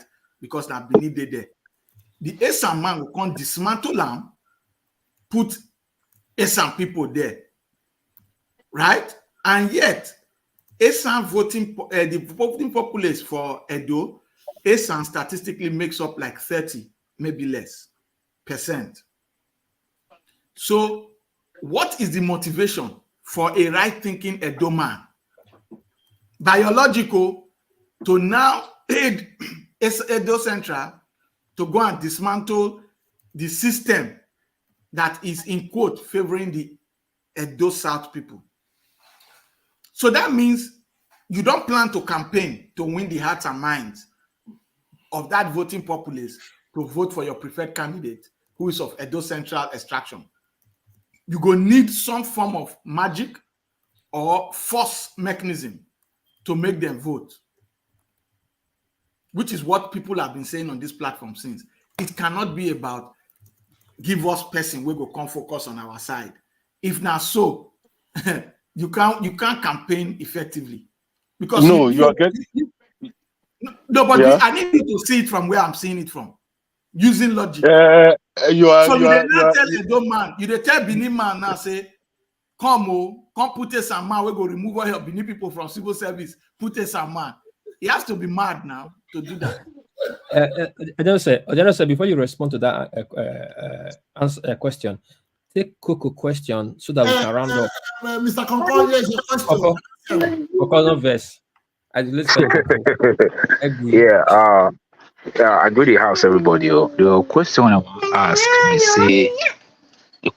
to ask me say, I want to try to take a little bit on our mind back about this Idahosa when we win this primaries. Though we know say somebody else, they also declare another person as a winner too. But Opus Odima, the governor of Imo State, and the party send make on announce, may preside over the primary activities. Now, looking at the state right now, don't you think? My first question: don't you think Oshomole is playing a dirty game again to the mind of the Edo people? That's one. By bringing out somebody that he thinks he can maneuver, because that's one. Secondly, Idahosa now being let me call him as being the candidate for the party. The last gathering we talk about capacity, we talk about experience, we talk about everything. In being a second time member of House of Rep, that alone does not really give you the experience to be able to lead a state as complex like Edo State. And I think if PDP is able to get it right by bringing out the right person, man, I think is a game over. Because we first and foremost, we cannot play a hello? Now they hear me? Yes, loud and clear. We can hear you. Isaac. Yes, we can hear you. Yes. Okay, yes. Okay. Okay. Because if we make a hand here for now. That's just I want to make more talk about first of all, okay, I'm not an APC representative, or I'm not speaking for APC. But the politicians in the group, if you answer, they will say yes, politics they play. Really and truly, from a very neutral perspective or neutral grounds, they have played politics. Earlier in the program, I said we see 1 + 1. But in politics, 1 + 1 is not equal to 2. Oshomole has used his powers, bringing the committee, whoever would have merged, or whoever would have cast not merged, whoever would have won, Hope Uzodinma would announce the winner. But these people, they are playing their politics, they know the plan. And for the Denko party, you say Denko, I know he likes Denko off. I personally would not write Denko off. There's something I really admire about the guy so far. Every time some people, they say, no, Denko, not Denko. But Denko is the most popular candidate being talked about. Everywhere. Take it or leave it.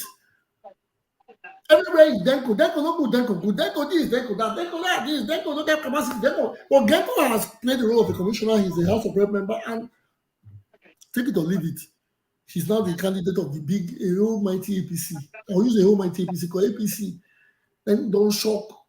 APC don't go who APC don't, they don't shock giants.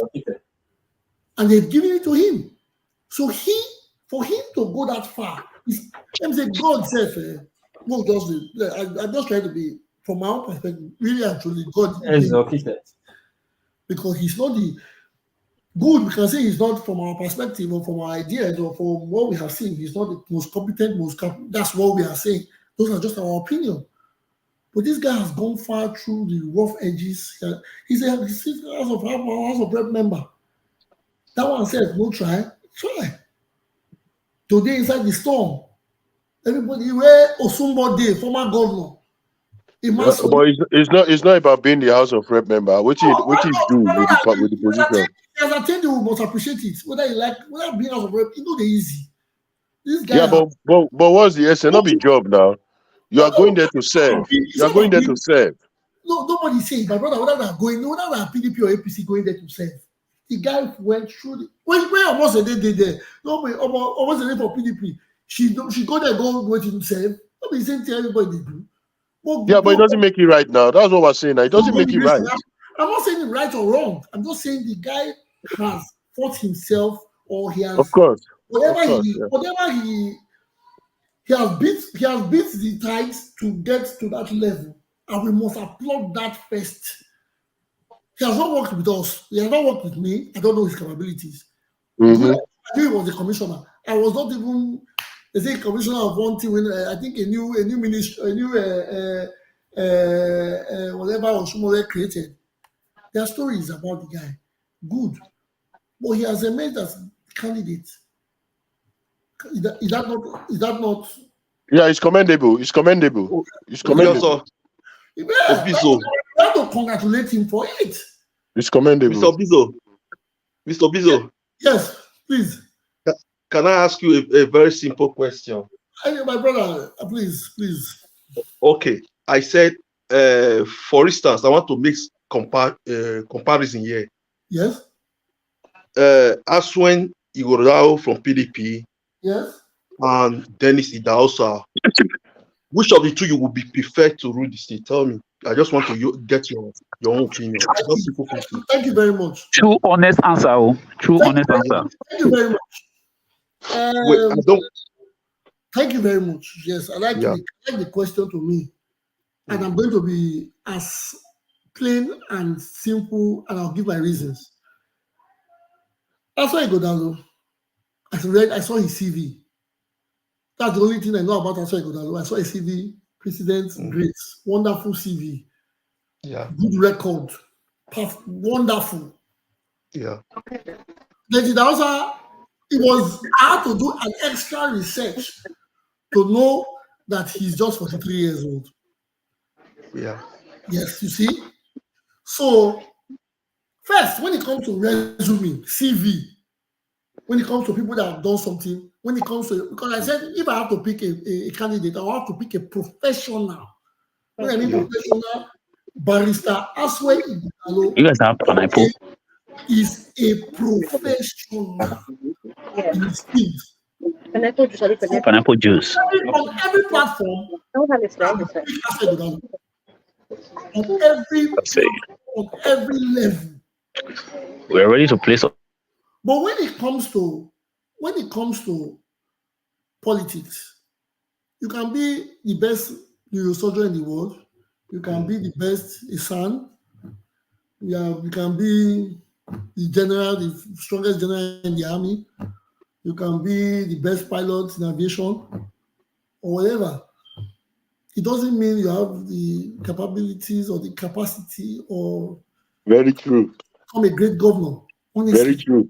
Obaseki is an intelligent man. Obaseki has a big CV as well. I'm not considering Obaseki has not done anything good. I'm not condemning Obaseki. But when you are playing politics, it is completely different. It is completely different. Oshomole does not have these big resumes at all, but Oshomole is a great politician. Adams Oshomole, he has his flaws, too many flaws.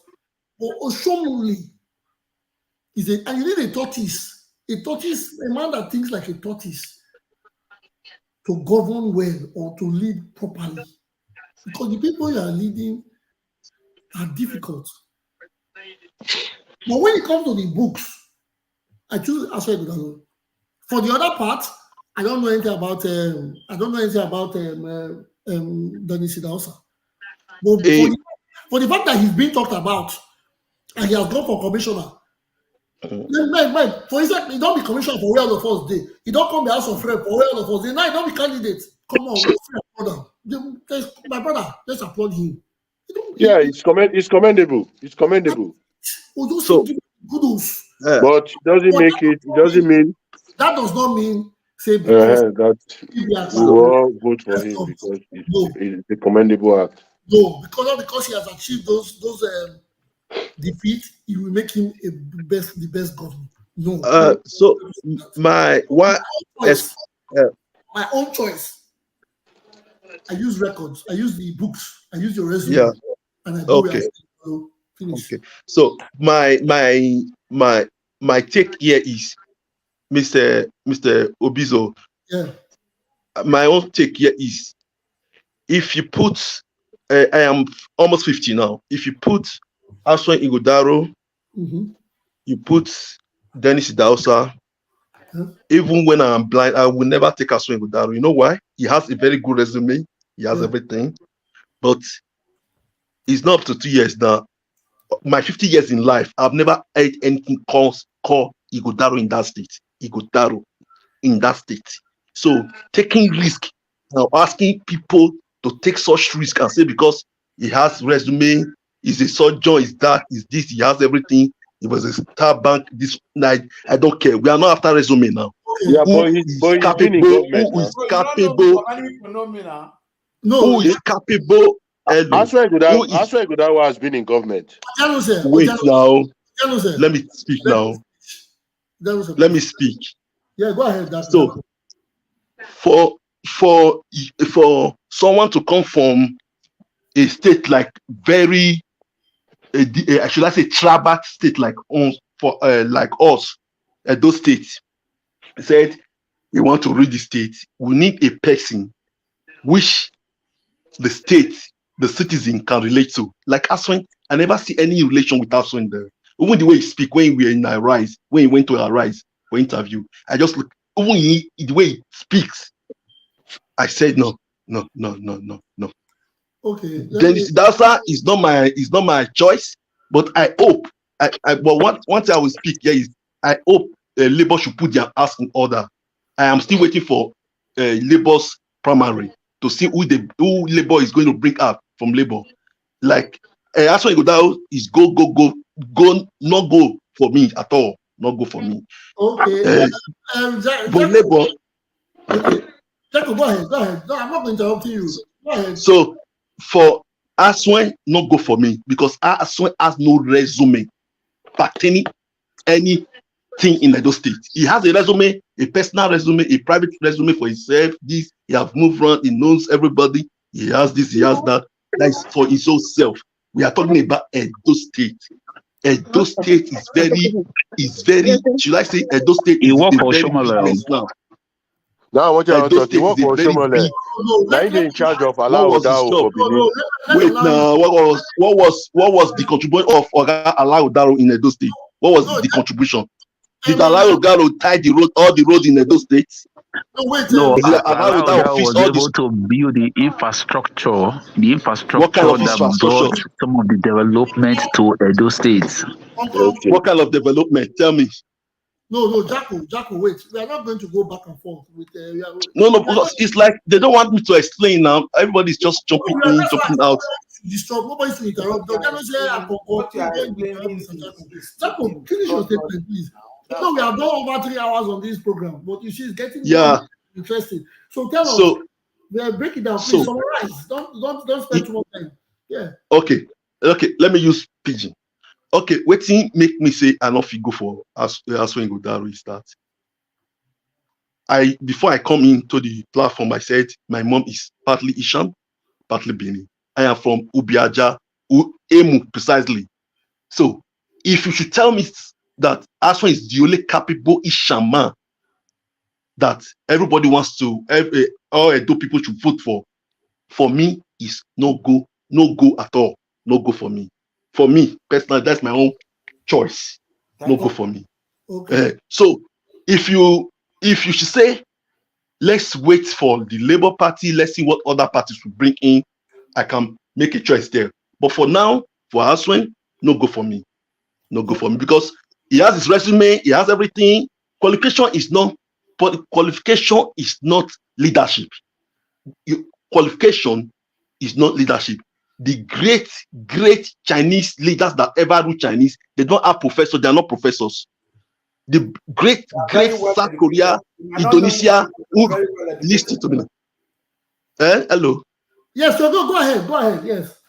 No, so the great men that ever lived this earth, that have ever ruled this earth, they are not professors, they are not lawyers, they are not barristers. So what I mean, your qualification is not your leadership styles.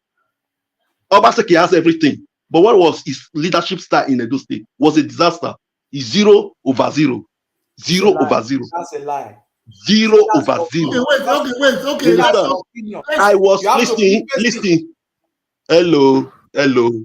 Dude, I'm just trying to help. Say that's your opinion. Don't say it's don't generalize. Exactly. That's why I wanted to say. Come on, dude. You are telling us, like when I speak, I just sit down and listen to a person. They tell me something as absolute. No, Mr. Timmy, that's listen to me. Yes, listen now. You can't listen. You can't force me. You can't force me at 50. You can't force me to accept your own opinion. You don't know how old I am. You can't force me to come and talk nonsense, and I will say no. Mr. Timmy, dude, no. But brother, help him to understand how to engage. Say that's your opinion, and I will take it from you. You say you don't know ASUEN. You don't know ASUEN. That's on you. That's a good. Mr. Jacko, I was waiting for you to finish so I can respond to you. I don't want to wait. So finish. Try to be brief. I don't live in Nigeria. I live in diaspora. Okay. I don't want anything from APC or PDP or whatever. Good. What I want from the state, I want a good leader that will change the livelihood of the citizen. That's what I want. Yes. So whether it's ASUEN, whether it's this one or it's whatever, I don't care. But what I mean, the best man should lead the state. The best man should lead the state. A great one. That is what we all want. But in the case of no resume, no professor, no lawyer, he has a resume from Japan. I don't care. What I mean, the best man should leave the state. That is all what I mean. Okay, thank you. My city, my area back of Unibank, 6 months now where I build my house, 6 months now, there's no light. You want me to be happy with you, Timmy? You said I'm saying nonsense? You want me to be happy with you? No, it is not. Don't get offended by words that we say, Jaco, please. He said I'm saying nonsense at my age. My house now where I build my back of Unibank, I don't have light for 6 months now. I am sending 80,000 naira for generator, feeling. You want me to be happy with you? Oh God. I will see the way you people will do this election. Let me use but it's the Nigerian problem now. It's not peculiar to Edo State. 6 months now, no light. 6 months. Jaco, in 21st century, 2004. Jaco, we understand your plight, we understand your wants and your 6 months. A state that has governor, a state that has governor. It's okay. Yes, you have told us what you want, but it's okay. It's okay, we understand. But I want to make some clarifications. Yes, we cannot keep on blaming. There's this saying that everybody says 6 months. 6 months. No, relax. You are done. We have given you the time to express yourself. You have expressed yourself. So now, okay. You don't have to say you don't see anything a person has done in Benin before you can accept that person. That's no yardstick. Because from all the governors we have had, nobody. Oshomole came from. Oshomole resided in the north before he joined Labour. Yes. Osumbo, I don't know much about Osumbo. Even our own very lucky Gbenedio was grounded, but I wouldn't want to start making comparisons now. We've been having the same no good governance in years. I think the best governor for me we have ever had is Adams Oshomole. Because here, I think that's from my own opinion. And why I put him like that is because people want to see some some 8 years without stress. Obaseki has done good. It doesn't have to be tying all the roads to make you say he. Some people like the according to Uyokao from the last episode. Some people want to come and see beautiful roads, even if they have poor people walking on those beautiful roads. Sometimes development is not about the roads or the gutters or the drainage systems. Sometimes it's about the policies that they put on ground, which everyone is commending Obaseki for. People always say, okay, it's not Obaseki that started it. It was Oshomole that started it. I gave it to Oshomole because Oshomole brought a great man like Obaseki. We have to accept it. It's true. Obaseki is not he has not done bad. Probably because he shifted from APC to PDP and all the fights he had in the last 4 years with Wike and others has been giving him sleepless nights, and with his deputy, that is, maybe if Obaseki was still in APC, it would have been a very beautiful 8 years of rule. Then the light has to come from, I don't know where the light, I think I blame Obasanjo for the light. I don't blame that's me speaking for myself. When they talk about electricity in Nigeria, I blame Obasanjo. Because $19 billion. Obasanjo came into democracy in 1999 after Abacha, and he had the power to overturn everything. We have the most expensive democracy in the world. The most expensive democracy in the world. Obasanjo is the blueprint to all that. Where a senator has billions for furniture allowance, they change their Prados every month or every year. Your Prado is your Prado. You are driving a 2023 Prado. Why you buy a 2024 Prado? This car manufacturers don't even change anything apart from one grill or one dashboard light. And you see one senator having the same Prado every year from 2020, from 1999 to almost 2004, from 24. They change his cars. Why? You are changing cars on bad roads. You are changing cars in a government without electricity. The Senate, we don't blame the people to want to be in government. These people earn more. They earn more than every other professional in the whole of the country. Even they earn more than every other politician around the world.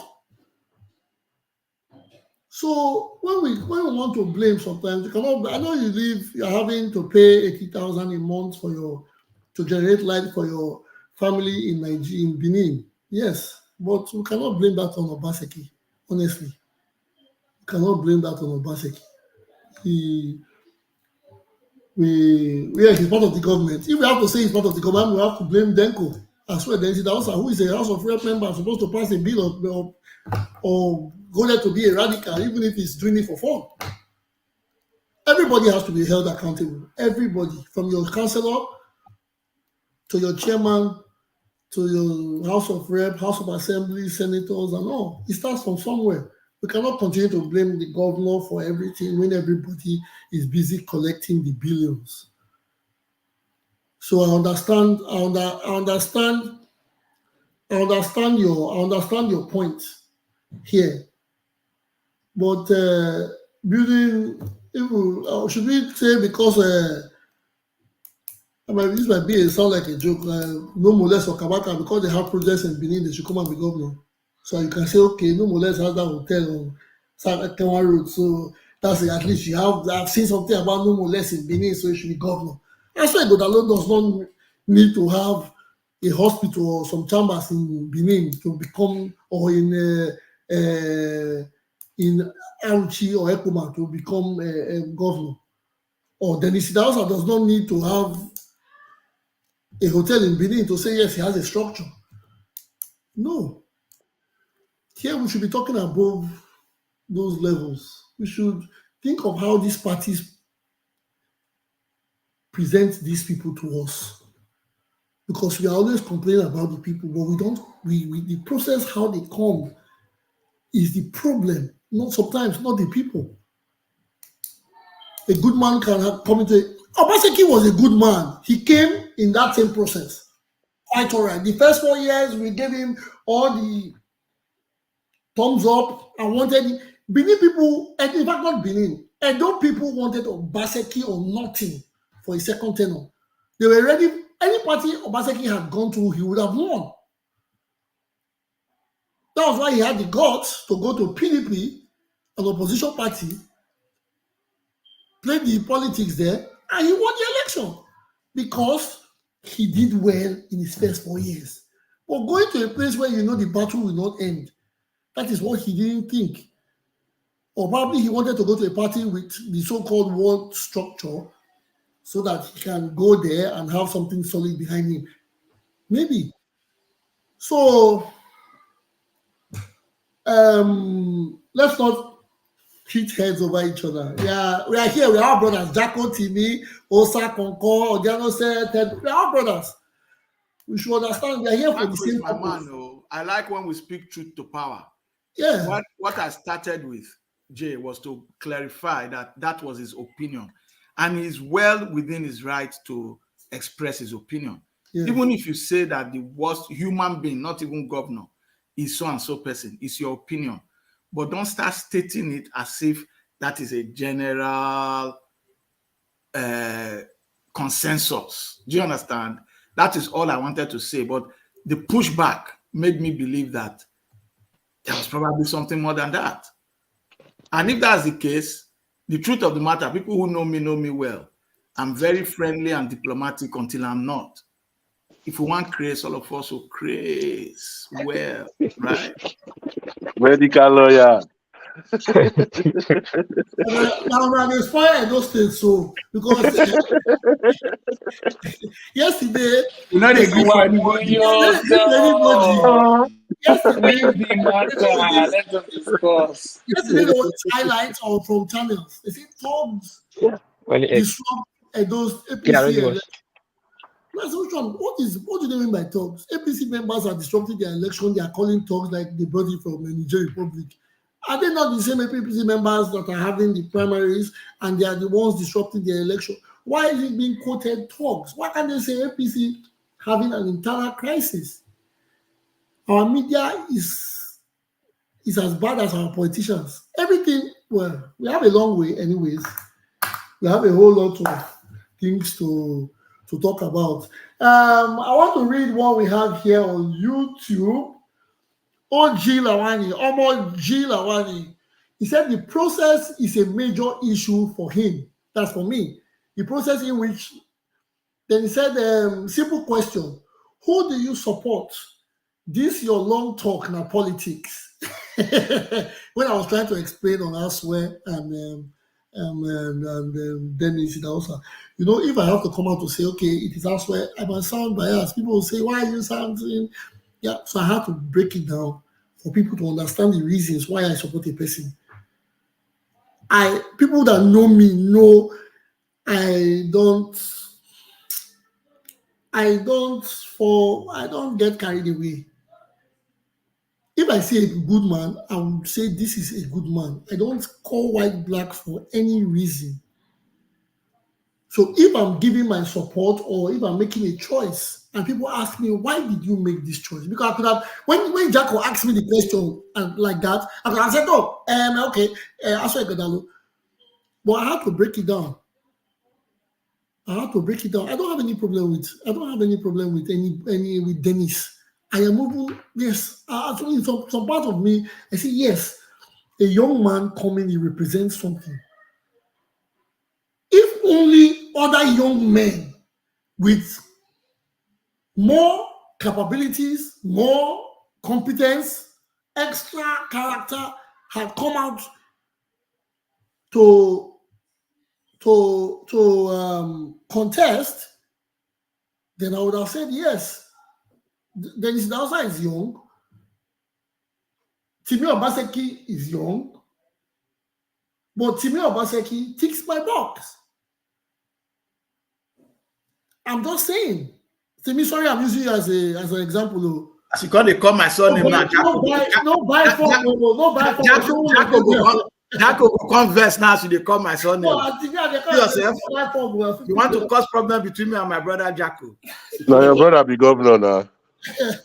You know, so when I just read those things, I say the way from my heart. So is then Omodelawan, he says now Baseki Kosam. Okay, he was referring to Jacko, like the light thing.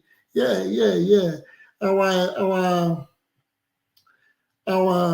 The problem is they say from the top to bottom. Our politics in Nigerian politics. Junior, please, just 2 minutes.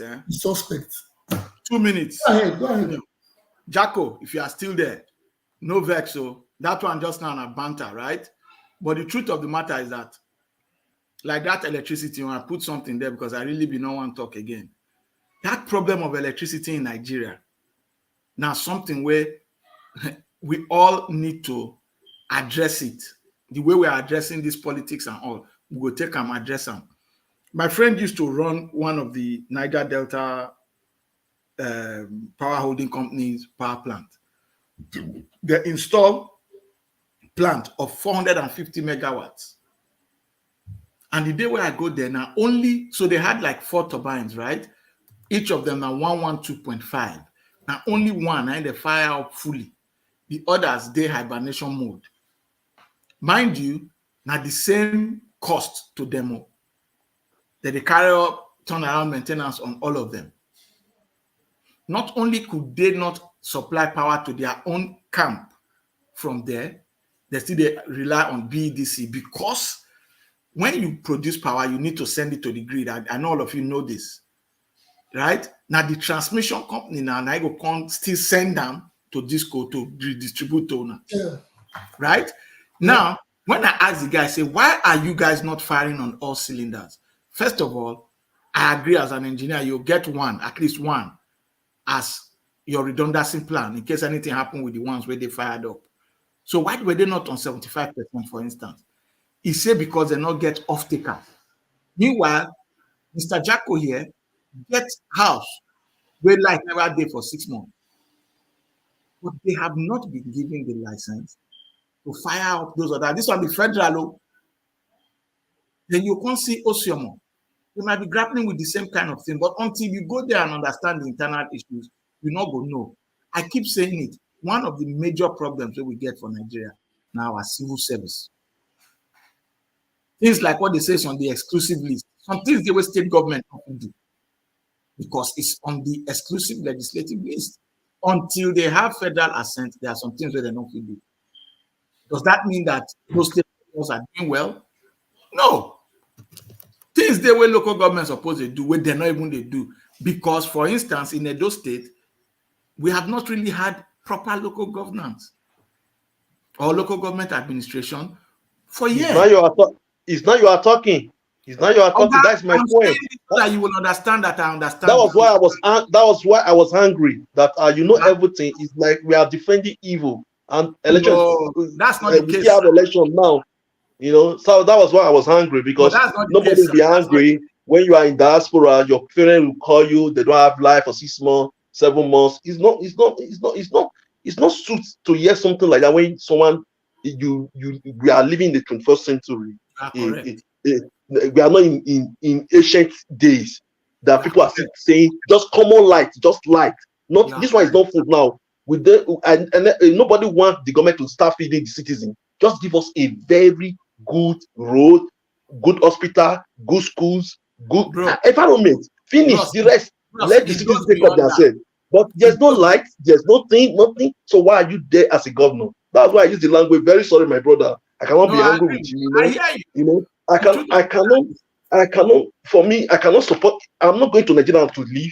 I've been in Europe for more than 20 years now. I'm not going there to stay. But what about the people living there? So that I imagine how they surviving for 20 inside darkness. You will soon go back to Nigeria when things start working. Nothing. I keep saying, if we have light in Nigeria, I will be the first to take the next flight. If we have stable 24 hours light, I'm going. Nobody is enjoying here in Europe. You want to go and watch? What do you want to use light for? Why is light a particular reason for your movement. Because you can do business with it. You can open mini supermarket. We have the population. You This can do thing this business man with your is saying, life. bro, what You Jacko know, is saying now, you there can are open businesses. Jacko, to support you, there are many people doing remote work abroad. If they have assurance of good power and good connectivity, they will move to Nigeria. Many. And work from Nigeria because they can work remotely and they will still make the same amount. Imagine changing $3,000 to Naira at this rate. No matter when you don't build your house, you don't do everything, you won't spend up to $1,000 now, unless you want to go and be popping champagne. So you'll Bros, be there. me, if light day, dollar not go high like this, so may you know. If everything good, dollar not go high. Dollar not go 100%, high. yeah, And as 100%, dollar not high, 100%. you'll Oh, that's not true. I know somebody that works that moved to Mexico. He moved from America to Mexico. He got his job, but the currency there, the living is way cheaper. Yes. He moved to Mexico. Yes. So you can if there can be like the dollar rate will still be dollar rate, but not as bad.